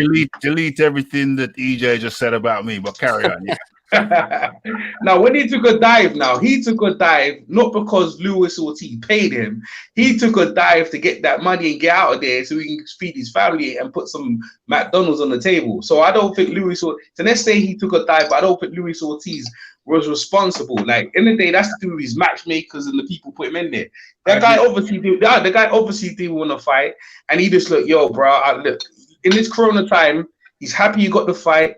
And like my man said, he was in no shape, body looking like a woman. So he said, yo, I just take 2 punches and I get out of here, get paid, and I'm going home to feed my family. And I think that's what it is. I don't think Luis Ortiz paid him or made the guy. I don't think Luis Ortiz is responsible for that. But I think his team is, because when they pick their opponent, it doesn't make Luis Ortiz look any better. So yeah, he took a dive. He took a dive for the money. Yeah, he did. So that's what Philip Walker was saying. Yeah, no, he did not. No, Ortiz knocked him out with his chi like a kung fu master, man. Come on now, baby. Maybe. However, he didn't want to be there. If you really want to talk about a dive on Deontay, because it's Luis Ortiz, but Deontay Wilder's got one of them. He's got what's his Malik Scott, man? Malik Scott. Yeah, he took a dive, man. In that fight, you ever see that fight? Yeah, that's But before the fight, they weren't. They found out, bro. That punch never landed, and he was out of there. And I'm like, yo, maybe that fat guy is one of his sparring partners, and they say, okay, we get paid. Can't find a coach. Just get in there, take 2 punches in your stomach, and just lay down, boy. But in any case, it didn't make him look good. And bro, if you would have called it a dive, but I don't think Luis Ortiz got that kind of money to pay for that guy to take a dive, though. You know what I mean? That guy. The guy was an opponent, and he went in there to just get the paycheck, like you said. Let's talk about the punch. Let's talk about the punch. Let's talk about the punch that landed. The punch was landed. The punch was landed. Talk about as a slap or whatever the case is. Yeah, the man. Yeah. The punch, it was a slap. It wasn't a proper punch. That was the man just said, yo, whatever punch lands, whatever it is, I'm getting out of here. So, it was a slap. It wasn't a proper punch. No, because the thing is to make a proper dive, you need a punch to connect. But what man's saying is that it didn't look like it hurt him with all that fat around his belly. That never hurt him. He just that never hurt. Yeah, it never hurt. He just wanted to get out of there, man. That people need to be honest. People need to be honest about stuff like this, man. Yeah. You know what I mean? He got smacked and it had an effect. Yeah, what effect did he have? It's in such terrible shape. He had no effect. It was a slap. He wasn't going to get paid extra to staying in the ring longer with Luis Ortiz, bro. You know what I mean? That guy's a dangerous guy. The longer you're in there and he obviously wasn't in shape, the more he ain't gonna go home to his family. Let's put that way.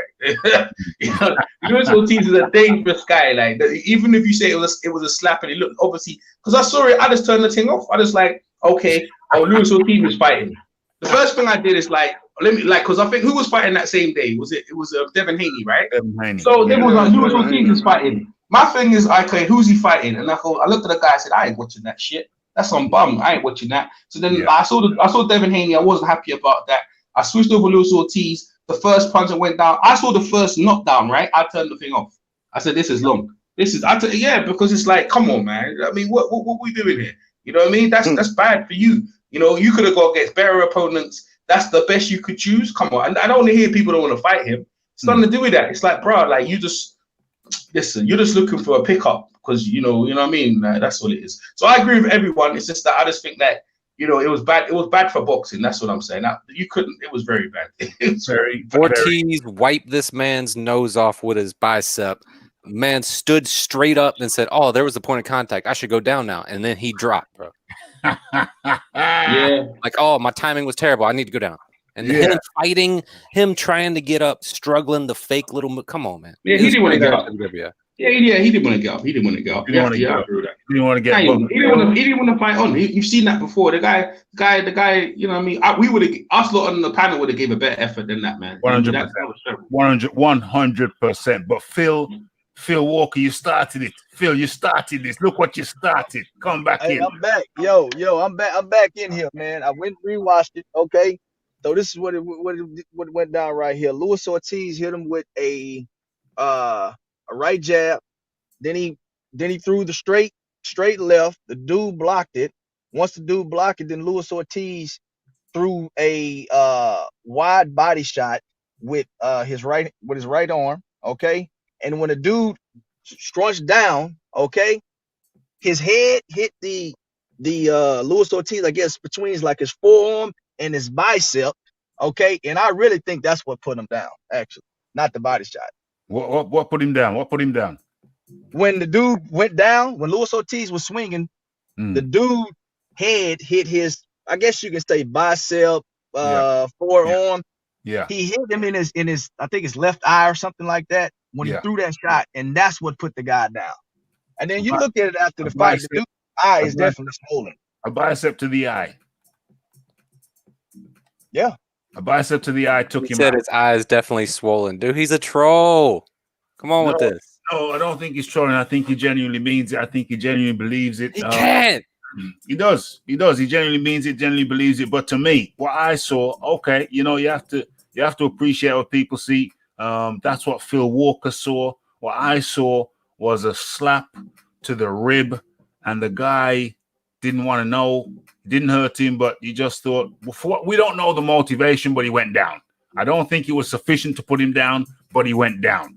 And that is suspect. When a man gets hit with a shot that shouldn't drop him and he drops, that is the definition of suspect. So I stand on my position that the shot was suspect because he shouldn't have dropped from it. We're gonna wrap up this section. We got more to talk about. So you've heard my position. JJ Blues, your position. We're moving along the panel. Where's EJ? But carry on. JJ Blues, you're muted. Yeah. What's up, man? Yeah, man. We were going along the panel. Everybody's having their final word on this piece before we. You know what I think? It's floppy fish. It's blatant. It's disgusting. Come on. Terrible. Wild soul. Your final word on this topic. You're muted. Yeah, I think the guy got smacked in his belly and was in such terrible shape. He probably could have got up, but decided to say, hey, man, I'm getting paid. The hell with this. I'm going to just, lay here, and that's the end of the fight. So all of us are correct. You think what I'm saying? Yeah, I hear what you're saying. Everybody's right. That's what happened. Okay. The fight doctor, your final word on this matter. It was if you for the fixed fight, that's fine. I happen to believe that it was a fixed fight. It's just that it was fixed when the contracts were signed. The whole point of the fight was so that the guy would come in and get knocked out early. That was the point of the fight.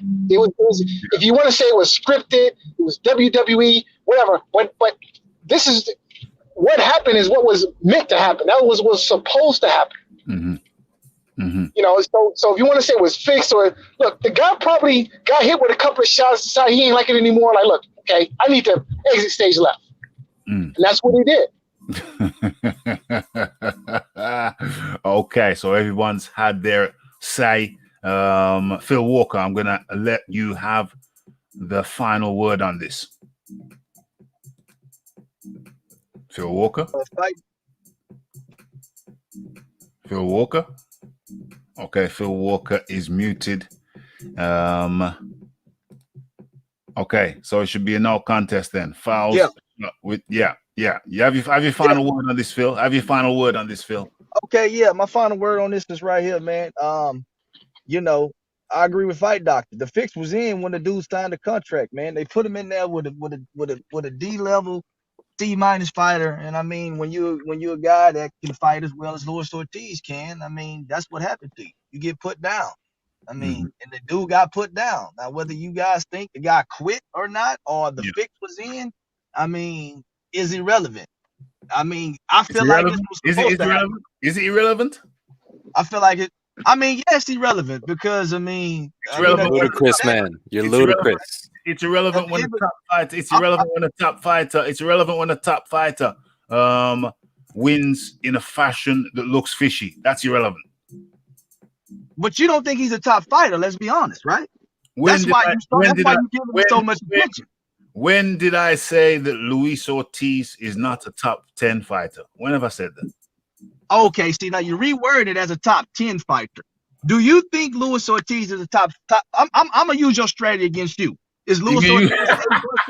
Is he an A- fighter? No. Serious. No, I'm being serious right now. Do you think he's an A- fighter? Do you think he's in the top 5? What do you think Luis Ortiz fall within the top 10? I mean, you tell me because everything I've ever heard of has been negative about Luis Ortiz. Really? Are you sure? Okay, but anyway, okay, I'll give you my I'll give you my top 10. Let's try and get tell me what Luis Ortiz falls. I'm going to give you the whole damn top 10. I'm going to give you the whole damn shebang. Go ahead, it's your show, man. Do what you do. Okay, so number 1, unified champion Anthony Joshua. Number 2, the WBC and lineal champion Tyson Fury. Number 3, Who am I putting at number 3? That's a tricky one. Well, wait a minute. You got to explain how you have number 1 at number 1 and number 2 at number 2. No. Let me. No.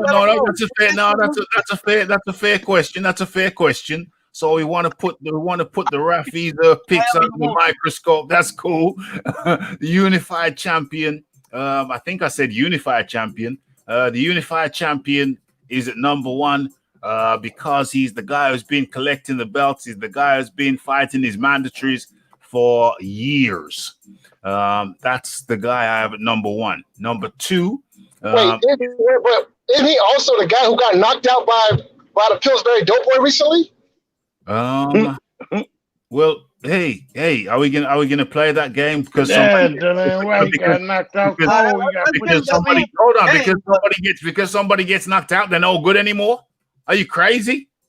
That's not the argument I'm trying to make. Are you we crazy? didn't get into all of that. We just said he got knocked out cold. Knocked out. We didn't get into all the particulars. We just Anthony Joshua. We just dealt with the reality of Anthony him Joshua put to sleep. Cold. He wasn't cold, man. I must have missed that. But anyway, number 1, unified. He got stopped, man. He got stopped. I don't remember. He got knocked out cold. No, he didn't, dude. Was like, why did they stop the fight? Anthony, are you talking about Anthony Joshua? I'm talking about Dillian White. I'm talking about Anthony Joshua. Then he complained after he was like, why did they stop the fight? Number 1. And they told him, man, you was knocked out cold. That's why they stopped. Anthony Joshua, number 1. Okay, so number 1, Anthony Joshua, unified champion, been defending for years, doing the heavy lifting when Tyson Fury was chilling. You know where he was chilling? In the crack house, in the whore house, in the beer house, in the curry house. Okay. Yeah, so you're going to get an argument from me about that. Well, okay, but let me get through my damn list, please. So that's number 2. I've been trying to let you get through your list. It's your list. You can put people wherever you want to. That's number 2. Okay, Tyson Fury, WBC lineal. Number 2. Okay, so number 3. Hold on, let me just mute this thing over here. It's kind of distracting me. Number 3, that is a hell of a tricky one. It can't be Deontay Wilder. He's just been beat. No, tricky is that number 1 ranking. That's tricky. Hold on. Let me get through my damn list, please. Number 3. It's a tricky one. I think I'm gonna have to give that to Povetkin. Number 4. Yeah. Number 4, we could give that to Povetkin's number 3. Then we could give that to Wilder. We could give Wilder number 4. Number 5, Dillian White. Number 6. Who have I got number 6? Is it Parker? Is it Joseph Parker? Number 6, we going with, or am I going to go with Hunter? I'm going to go with Hunter at number 6. Number 7, Joseph Parker. No. Yeah. Who did I say? Ruiz fall in on this though? This list. Hold on. Okay, yeah, that's a good point. So Ruiz is number 4. Wilder is 5. Dillian White is 6. Hunter is 7. Parker is 8. Who's 9? Who is 9? Are we having Usyk? Number 9, is he in the top 10? I guess he's got to be somewhere. Okay, so 9 is Usyk, and 10. I'll go with Daniel Dubois at 10. Okay, so that is my list. Okay, so who asked me for my list? Okay, so I asked you for your list, and as I mentioned, Luis Ortiz is not in your top 10. Oh, so damn. Sorry, I forgot about Luis Ortiz. Yeah, I'm going to put Luis Ortiz ahead of Dubois. Okay, so Luis Ortiz is 10. Luis Ortiz is 10. Yeah, I forgot about it. Barbecue yourself, man. You That- barbecue yourself. I forgot That about list does not pass the nose test. I forgot about Luis Ortiz. Hey, man, you dislike Luis Ortiz so much that you just completely forgot he was. That's how the whole conversation got started. Jesus Christ, man. Oh my God. I forgot about the kid. Well, you know what I'm saying? You reminded me, and I appreciate that. Okay. They call me a troll. They call me a troll, right? Okay, all right. I ain't trolling. I told you Luis Ortiz is 10 or 11, 10, bro. I forgot about him. So I'll put him in at 10, and I'll put Dubois in at 11. That's fair. You put him all the way. You put him all the way at the end. Yeah, 10. That's because you got to elevate him a little more, and this is the reason why I'm saying. Technically, the intangibles, stuff like people not wanting to fight Luis Ortiz. 10's a good place for him because he's behind Hunter, he's behind Parker, he's behind Povetkin, he's behind, as I mentioned, Hunter. Yeah, he's 10's perfect for him. In front of him, you got Joshua, Fury, Povetkin. I can't argue with you technically. Let me ask you a question, Ralph. Let me ask you a question. Because of the Wilder thing. Hold up. My question for you is, how do you have Povetkin at number 3, and this guy has never, how do I have him at number 3? Hold on. I'll tell you how I have him. I got two things. I got a couple. Hold up. I'm gonna tell you why I have him at number 3. He's probably got one of the best resumes in the heavyweight division. He's fought the highest competition. He's fought Vladimir. He's fought Joshua. He's fought White. He's fought a who's who. He's fought a who's who of the heavyweight division over many, many years. I have Povetkin easily above Ortiz, but over to you. Yeah, so my deal is this right here. I don't have an issue with you having Povetkin over Luis Ortiz. I don't have a problem with that, but I do have a problem with you having Povetkin at number 3, though. Why? I mean, for one, you got him over Andy Ruiz. Hold up, 1 second. Hold on. 1 second. You have him over Andy Ruiz, who was just the unified champion just before Joshua beat him. Okay, I find that to be an issue, considering that you have a champion who both lost to the same guy, but at least one of them has beat the guy that you have at number 1. So by any standard, it seems like Andy Ruiz should at least, at bare minimum, be in front of Povetkin. No. Povetkin has a better pedigree than Andy Ruiz. But the guy at number 1 Ruiz has a better win. What? Andy Ruiz, hold up 1 second. Andy Ruiz, okay, beat your guy that's at number 1. Andy Ruiz also was the unified champion in the heavyweight division. Povetkin has never been the champion of nothing. He beat Dillian White. That elevates him to number 3. And he lost to Joshua and he lost to Klitschko. How does losing get you elevated and beating a guy that's never been a champion of anything in Dillian White? I mean, I'm just curious. I just find it a little shaky. Find the body shot fluid. Hey, listen, I can resolve this little quandary. I can resolve this very, very easily. We're heading over to the Ring Magazine heavyweight rankings. Okay, so let's pull this up.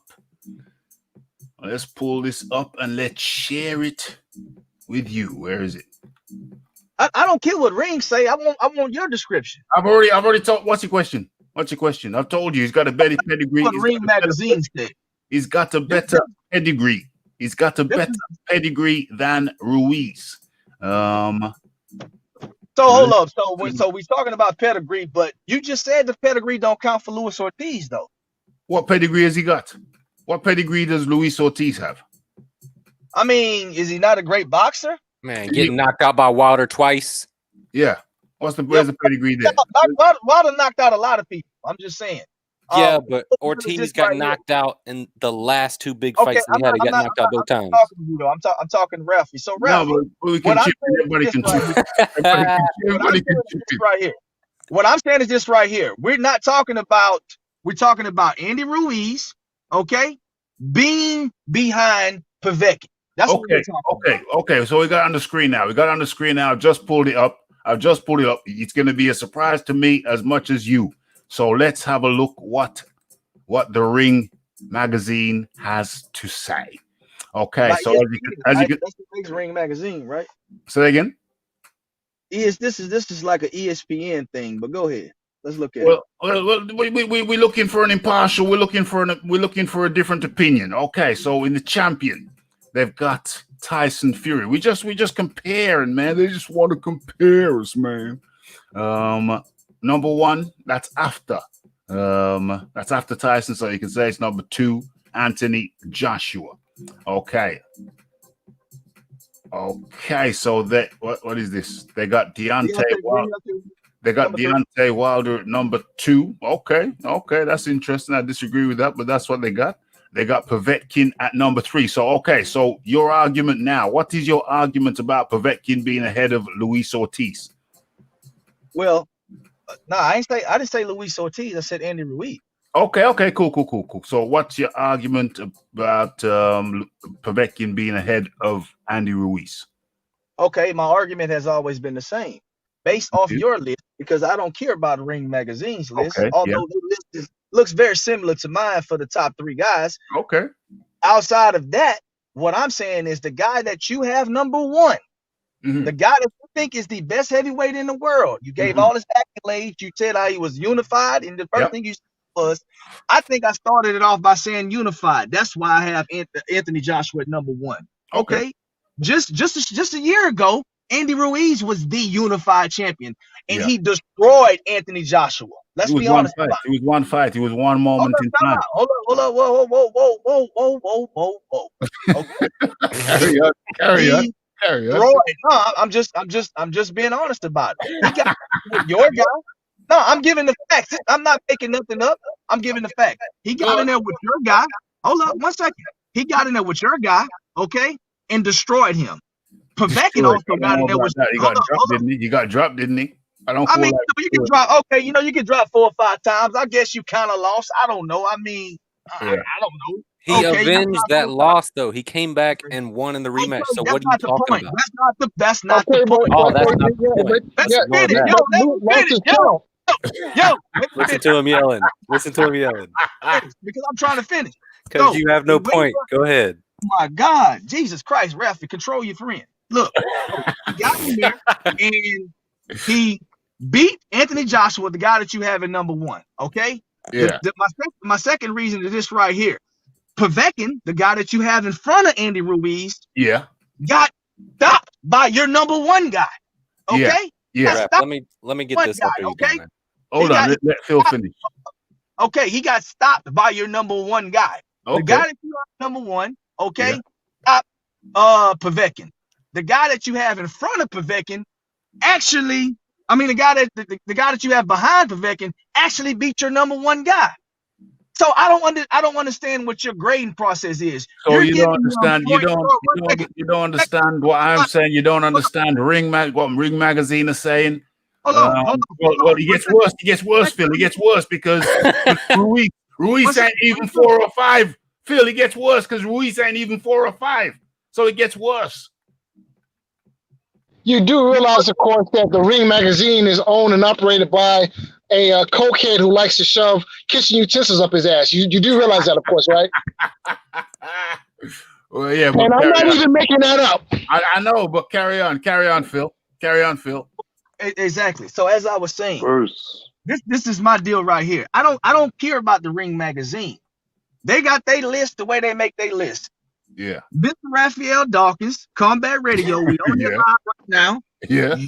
I'm trying to figure out, are you putting Povetkin in front of Andy Ruiz only because he fought against Vladimir Klitschko and Anthony Joshua and lost both of those fights? And he has what? I mean, when you talk about his pedigree, are you talking about his amateur background? I mean, what are you talking about exactly? Because last time I checked Alexander Povetkin's resume, time I checked it, me personally, it didn't look that stellar. The best fights he has on his resume is Klitschko and AJ. Everybody else is, just really nobody's, to be honest with you. Hey, Phil, who is in higher standing? Who is in higher standing this entire summer and this entire year? Dillian White or Andy Ruiz? Who was WBC interim champion going into the Povetkin fight? Yeah. What does that mean? Well, it's easy. What it means is Povetkin is now the WBC interim champion. That means he's above Ruiz, who has not fought since the Joshua rematch. What are you talking about? Wait. Being the WBC interim champion, that is next to meaningless. Look, these belts that these organizations hand out, they don't mean anything. I agree with that. I agree with that, but it has some validity to the argument. You just made emphasis about that. You can't agree with that, wise guy. Come on. Wise guy. You're just some fools, ref.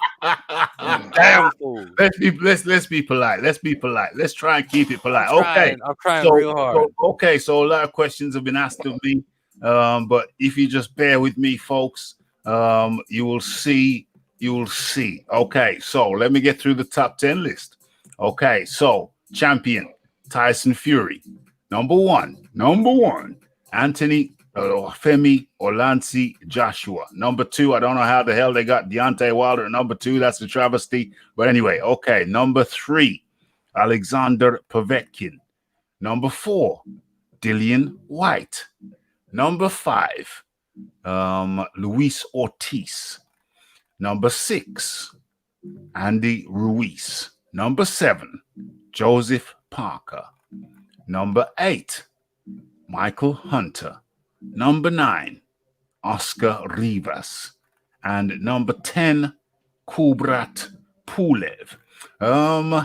So my position on this is that what was I saying? Yeah, Povetkin has overall been higher ranked fighter than Andy Ruiz. One blip, which somebody's making sounds on the mic. One blip, which made Andy Ruiz the world champion.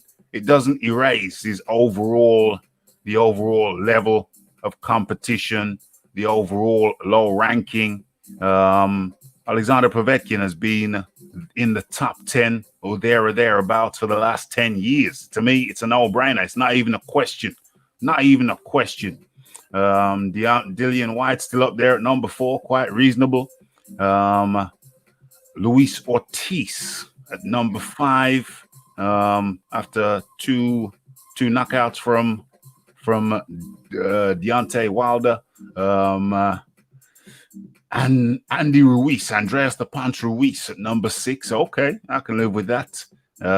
Joseph Parker, number 7. I can live with that. Michael Hunter at 8. Oscar Rivas at 9. And Kubrat Pulev at 10. Yeah, I can live with all of that. Okay, so this is my deal right here. So if you recall my top 10, it's very similar to this Ring magazine you bring up. Okay. So if anything, I would say my rankings, my way of thinking is more accurate than yours is. Right. But they have Tyson Fury at number 1. Mm-hmm. Okay. They have Anthony Joshua at number 2. Mm-hmm. Okay. They have Deontay Wilder at number 3. Mm-hmm. Okay. All right.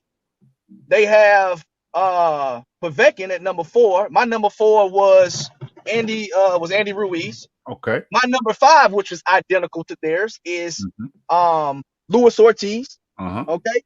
My number 6 was Dillian White. My number 7 was Parker, exactly what they have him at. And then after that, they got other guys like Hunter and all that stuff. My 7 is way closer than your 7 was. I don't know. I can't remember what the 7 was. I didn't know it was a competition to see whose pick was closer to the Ring magazine thing. I didn't know it was a competition to find out who could pick closest to the Ring magazine. All I'm saying, you queried why I had Povetkin at number 3, and I told you why I have him number 3. His pedigree overall, he's been a top 10 or thereabouts for the last 10 years. And I'm afraid to say that puts him ahead of a guy who had a blip where he won the championship. So. Wait a minute. Wait. Stop. Hold on. Povetkin is at number 3, and I'm comfortable with that for the reasons I've given you. Wait. If anybody had a blip, it was Povetkin, who was losing the fight to Dillian White before he, some can argue, landed a lucky punch. Mm-hmm. So, look, let's be consistent with our logic here, right? If you're going to accuse of Andy Ruiz of having a blip, then I think you can apply that same logic to Alexander Povetkin. Okay, so let's apply that same logic. Let's say that Andy, motive, man. What's that? What's that? I say it doesn't fit his motive, man. He can't. Okay, he can't so do that. Well, who can't do what? I'm about to do it now. You can't tell what I can do from what I can't do. I'm about to do it. I'm about to do it. I'm about to do it. Okay, so like I said before, it's very, very simple. I've already given you the answer, but I'll give you the answer again.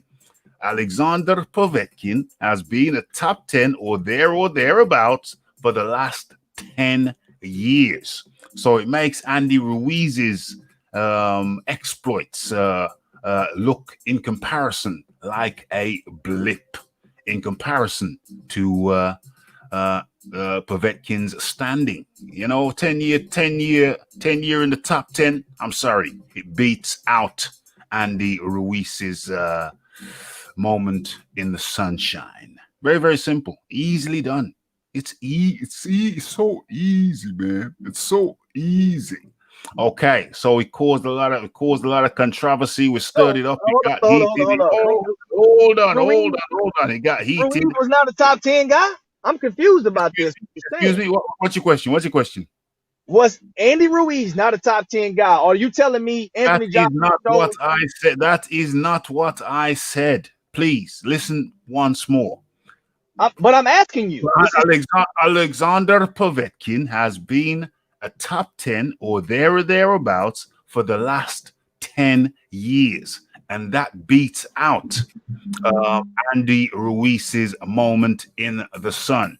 And he's also been a drug cheat for about the same amount of time. Well, okay, fair enough. Yeah, I don't know if you want to give him bonus points for that, but the guy you've got number one is also a drugs cheat. So if you got a problem with Povetkin being a drugs cheat, then how come you don't have a problem with Tyson Fury failing a drug test also? Come on now, let's be consistent, guys. He's 1-2.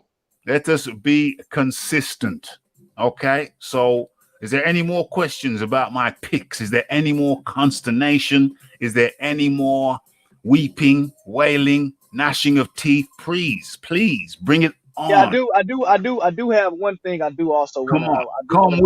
Come with it. Let's be clear. Hold up. This is my question because I feel like you're categorizing Andy Ruiz win against Anthony Joshua as a blip, as in though Andy Ruiz is not a good fighter and he didn't deserve to win. He went in there and whooped Joshua's ass. I don't consider that a blip. I consider that one man being better than another man on the right night. Well, we all know if we're gonna pretend that there were not extenuating circumstances about Anthony Joshua. Hold on. Wait.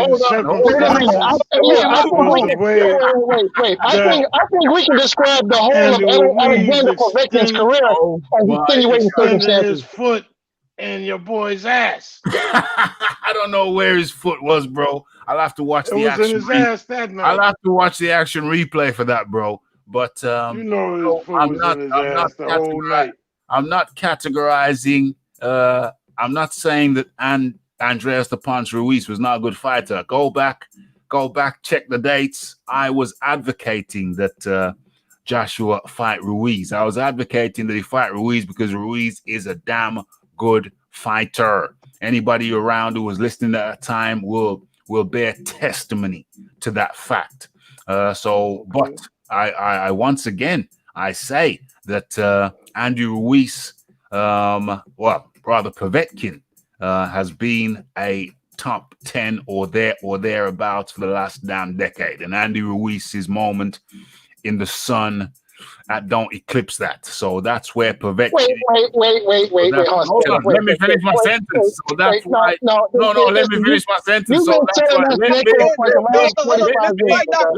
me finish my damn sentence. Let him finish. Let him finish. I want to hear him say that. Yeah, let him finish. Let me finish. How are you telling the next guy to let me finish and then you talk over as well? Come on now.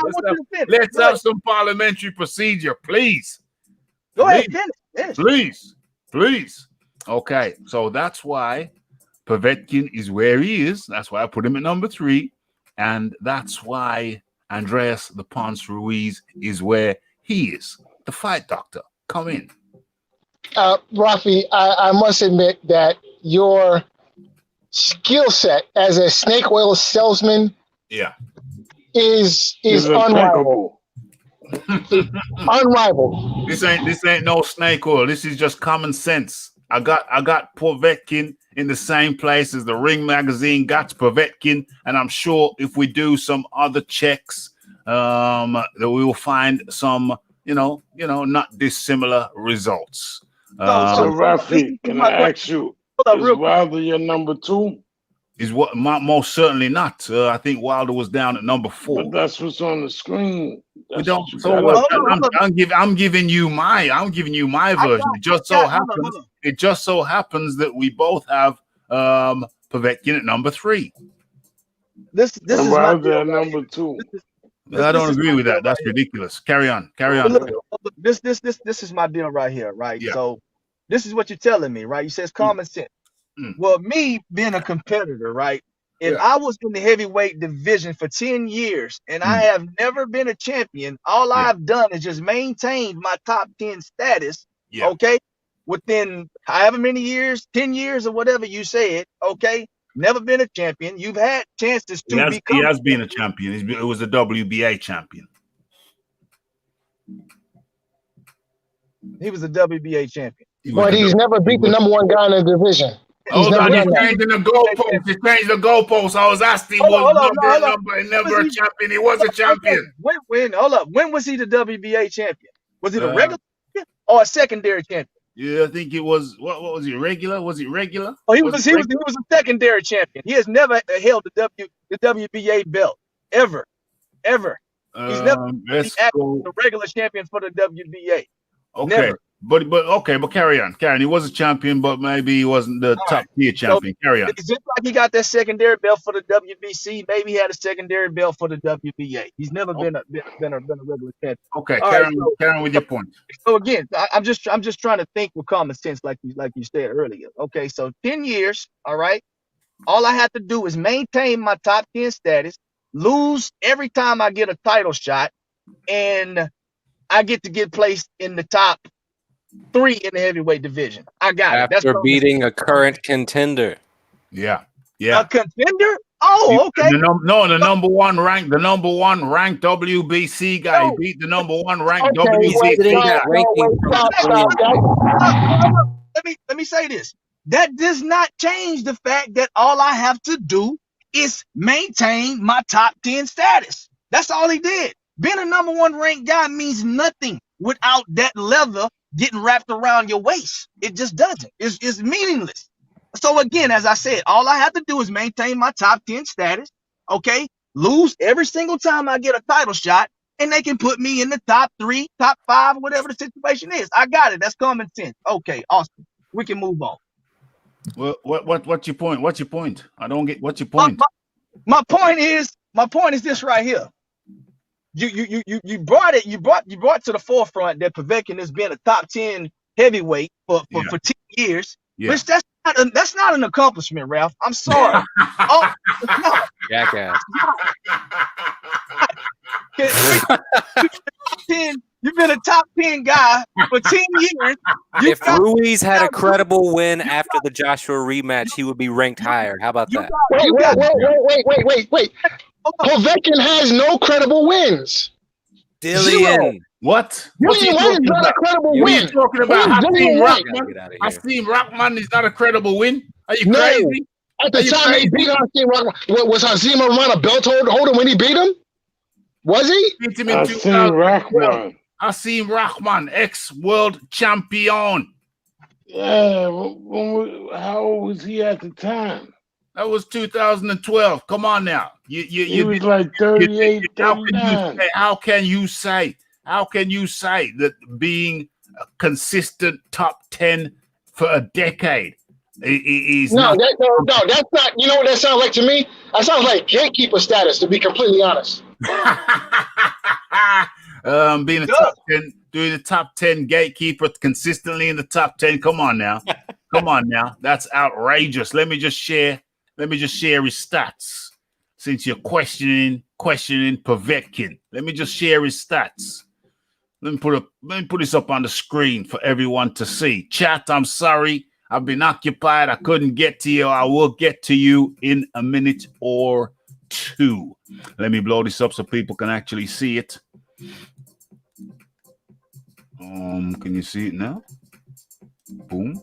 Okay, I think you can see that. Okay. So let's have a little mosey on down. Okay, so where are we? Okay, so let's go through some of his wins. Ruslan Shagayev. Remember Ruslan Shagayev? The guy who Wait, stop. I just started. When did these fights take place? Read out the dates.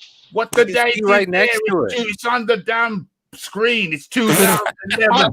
I'm driving, so I can't read the screen. Okay. So anyway, Ruslan Shagayev. He got Povetkin beat him. Ruslan Shagayev. Who is Ruslan Shagayev and what is his pertinence? Well, Ruslan Shagayev is the guy that Vladimir Klitschko beat to be crowned lineal champion. So you're telling me he ain't got no credible wins? Okay, there's one. Ruslan Shagayev. Wait. When did that fight happen? When did it happen? In 2011. 2011, and he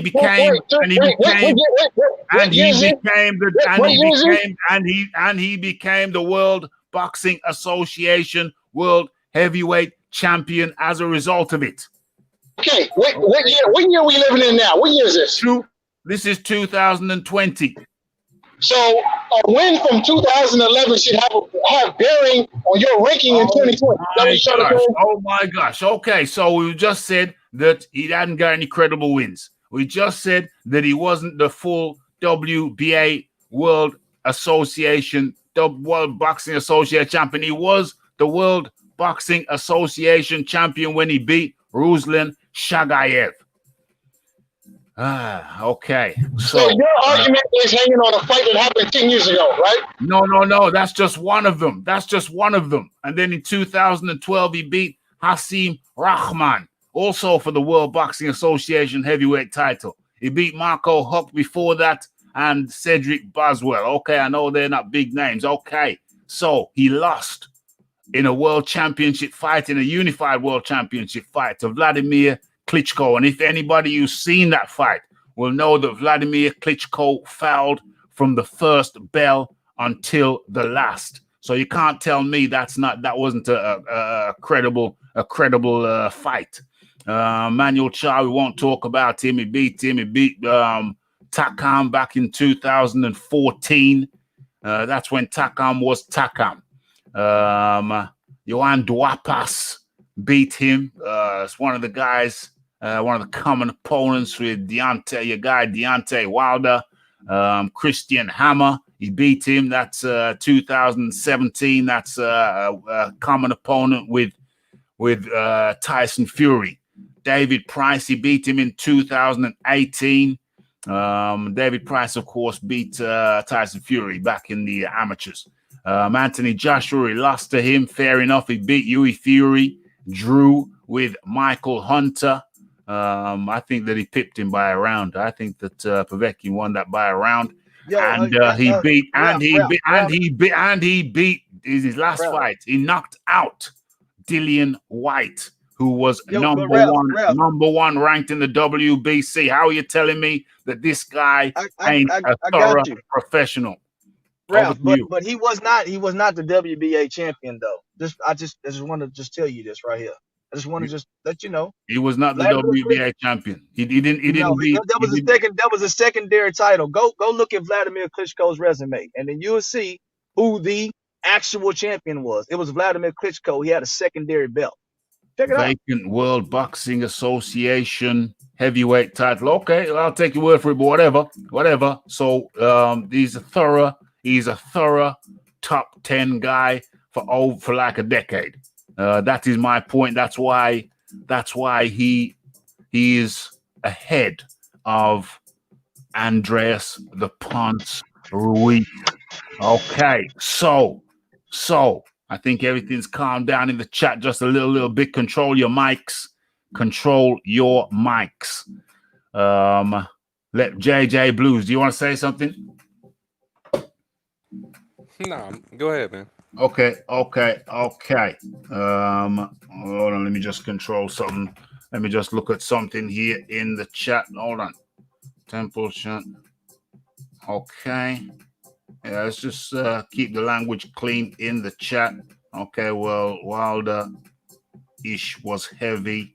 Okay, let me get into the chat for a little bit since normal service has been resumed. Let me see what I've missed. What we got here? Okay, big up Breland. He gave you fools the opportunity to see your hero another day. Gave you fools? What do you mean? I don't know about that. And you're correct. I'm a Wilder fan. I agree. Those are weak excuses. Big Ant in the building. Where are we? Takam was a solid test. Absolutement. Wilder got his ass whooped. Where are we? Getting to, wow, you got to be careful. Heinrich Schmitz is very sensitive. Got a very sensitive disposition. So we have to be careful. I don't know if he's got PSD from anything. Okay, let's have a look. Facts, not excuses. Ortiz maintains his status by fighting bums like Flores. Povetkin has beaten better opposition than Ortiz. Absolutely no doubt about it. Getting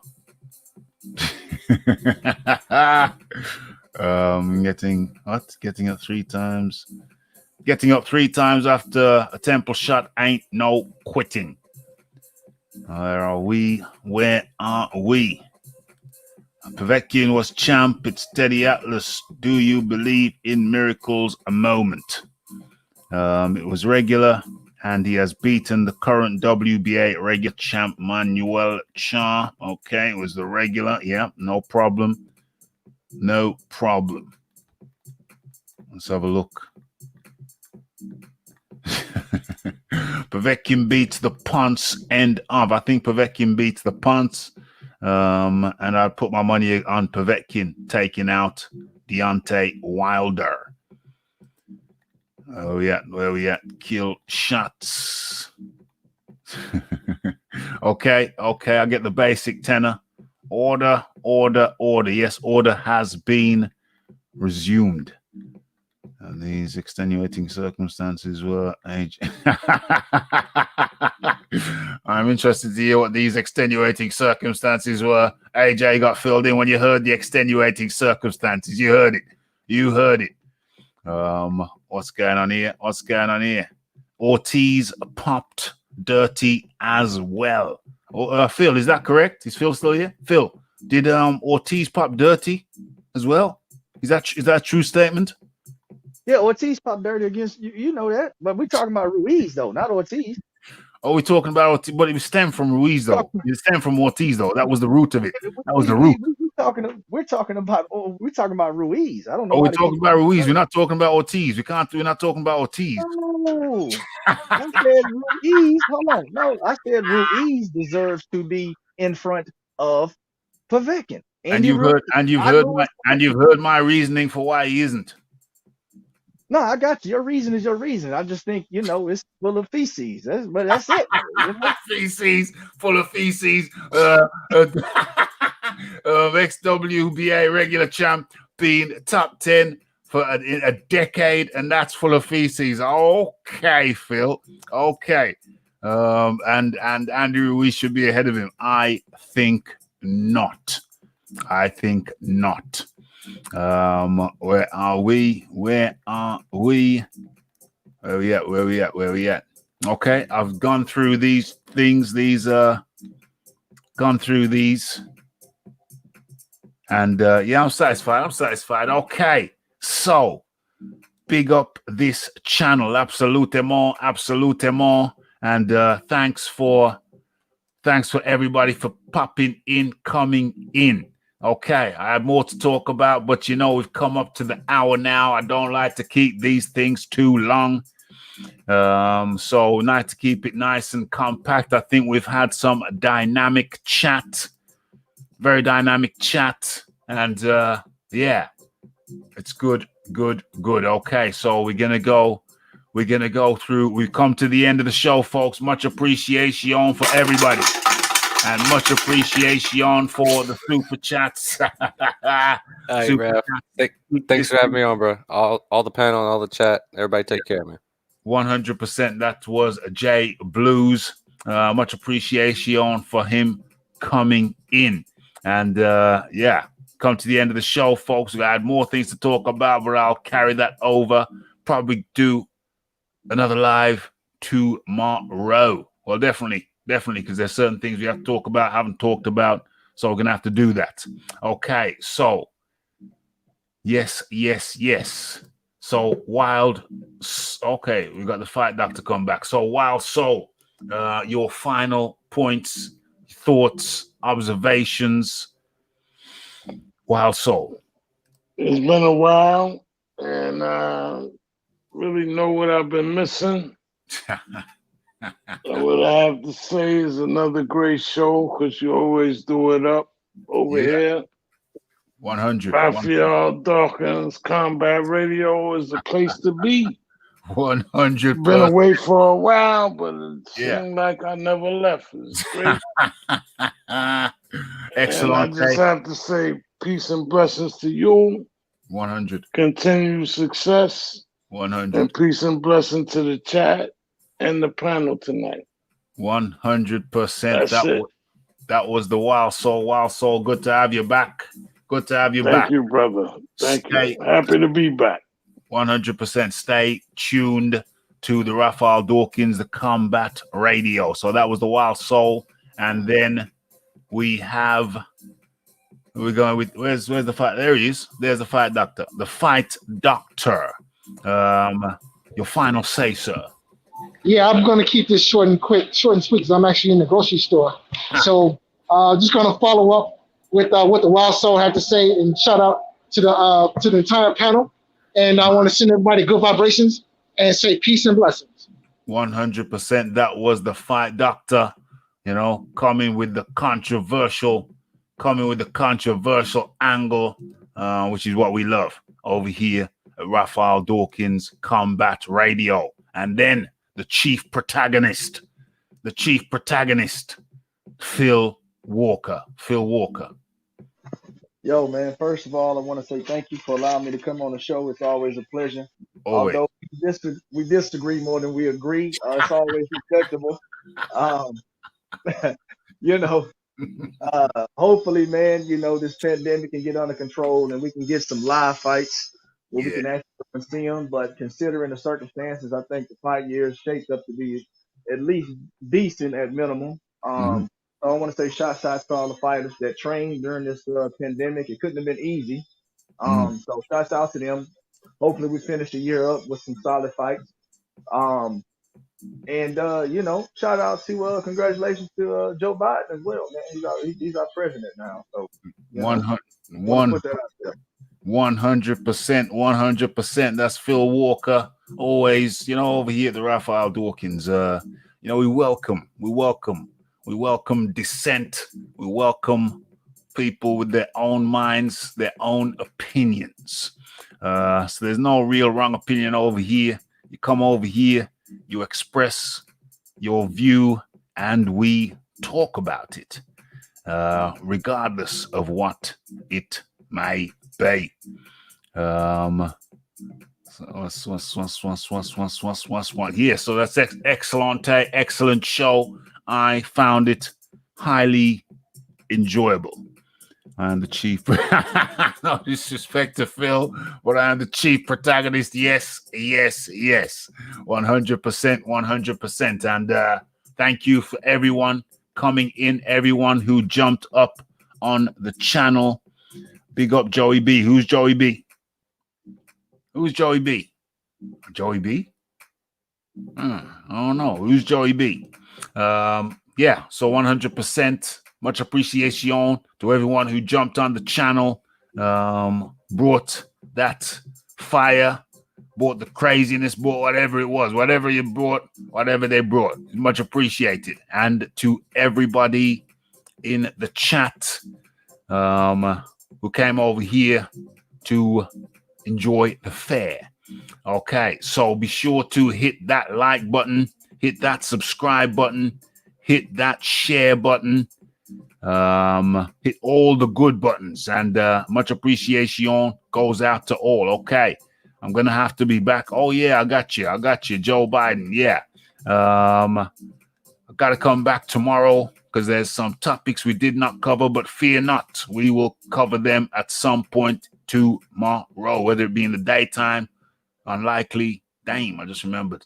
Gotta do something tomorrow. Big thing I gotta do tomorrow. Okay, I better write that down so I don't forget. And yeah, excellent show. Much appreciation to everybody. Much appreciation for the super chats from James Jameson. Is there anything left for me to say? Is there anything I've forgotten to say? No. I think we've done it. What am I doing here? Povetkin number 3. Okay, it's the Raphael Dawkins. It's the Combat Radio. It's the like. It's the subscribe. It's the comments. It's the shares. And it is the hitting that bell icon to stay updated with news and notifications. Don't forget about the live show. Don't forget to follow me on Twitter. It's the Raphael Dawkins. It's the Combat Radio. And we are out. Blessed.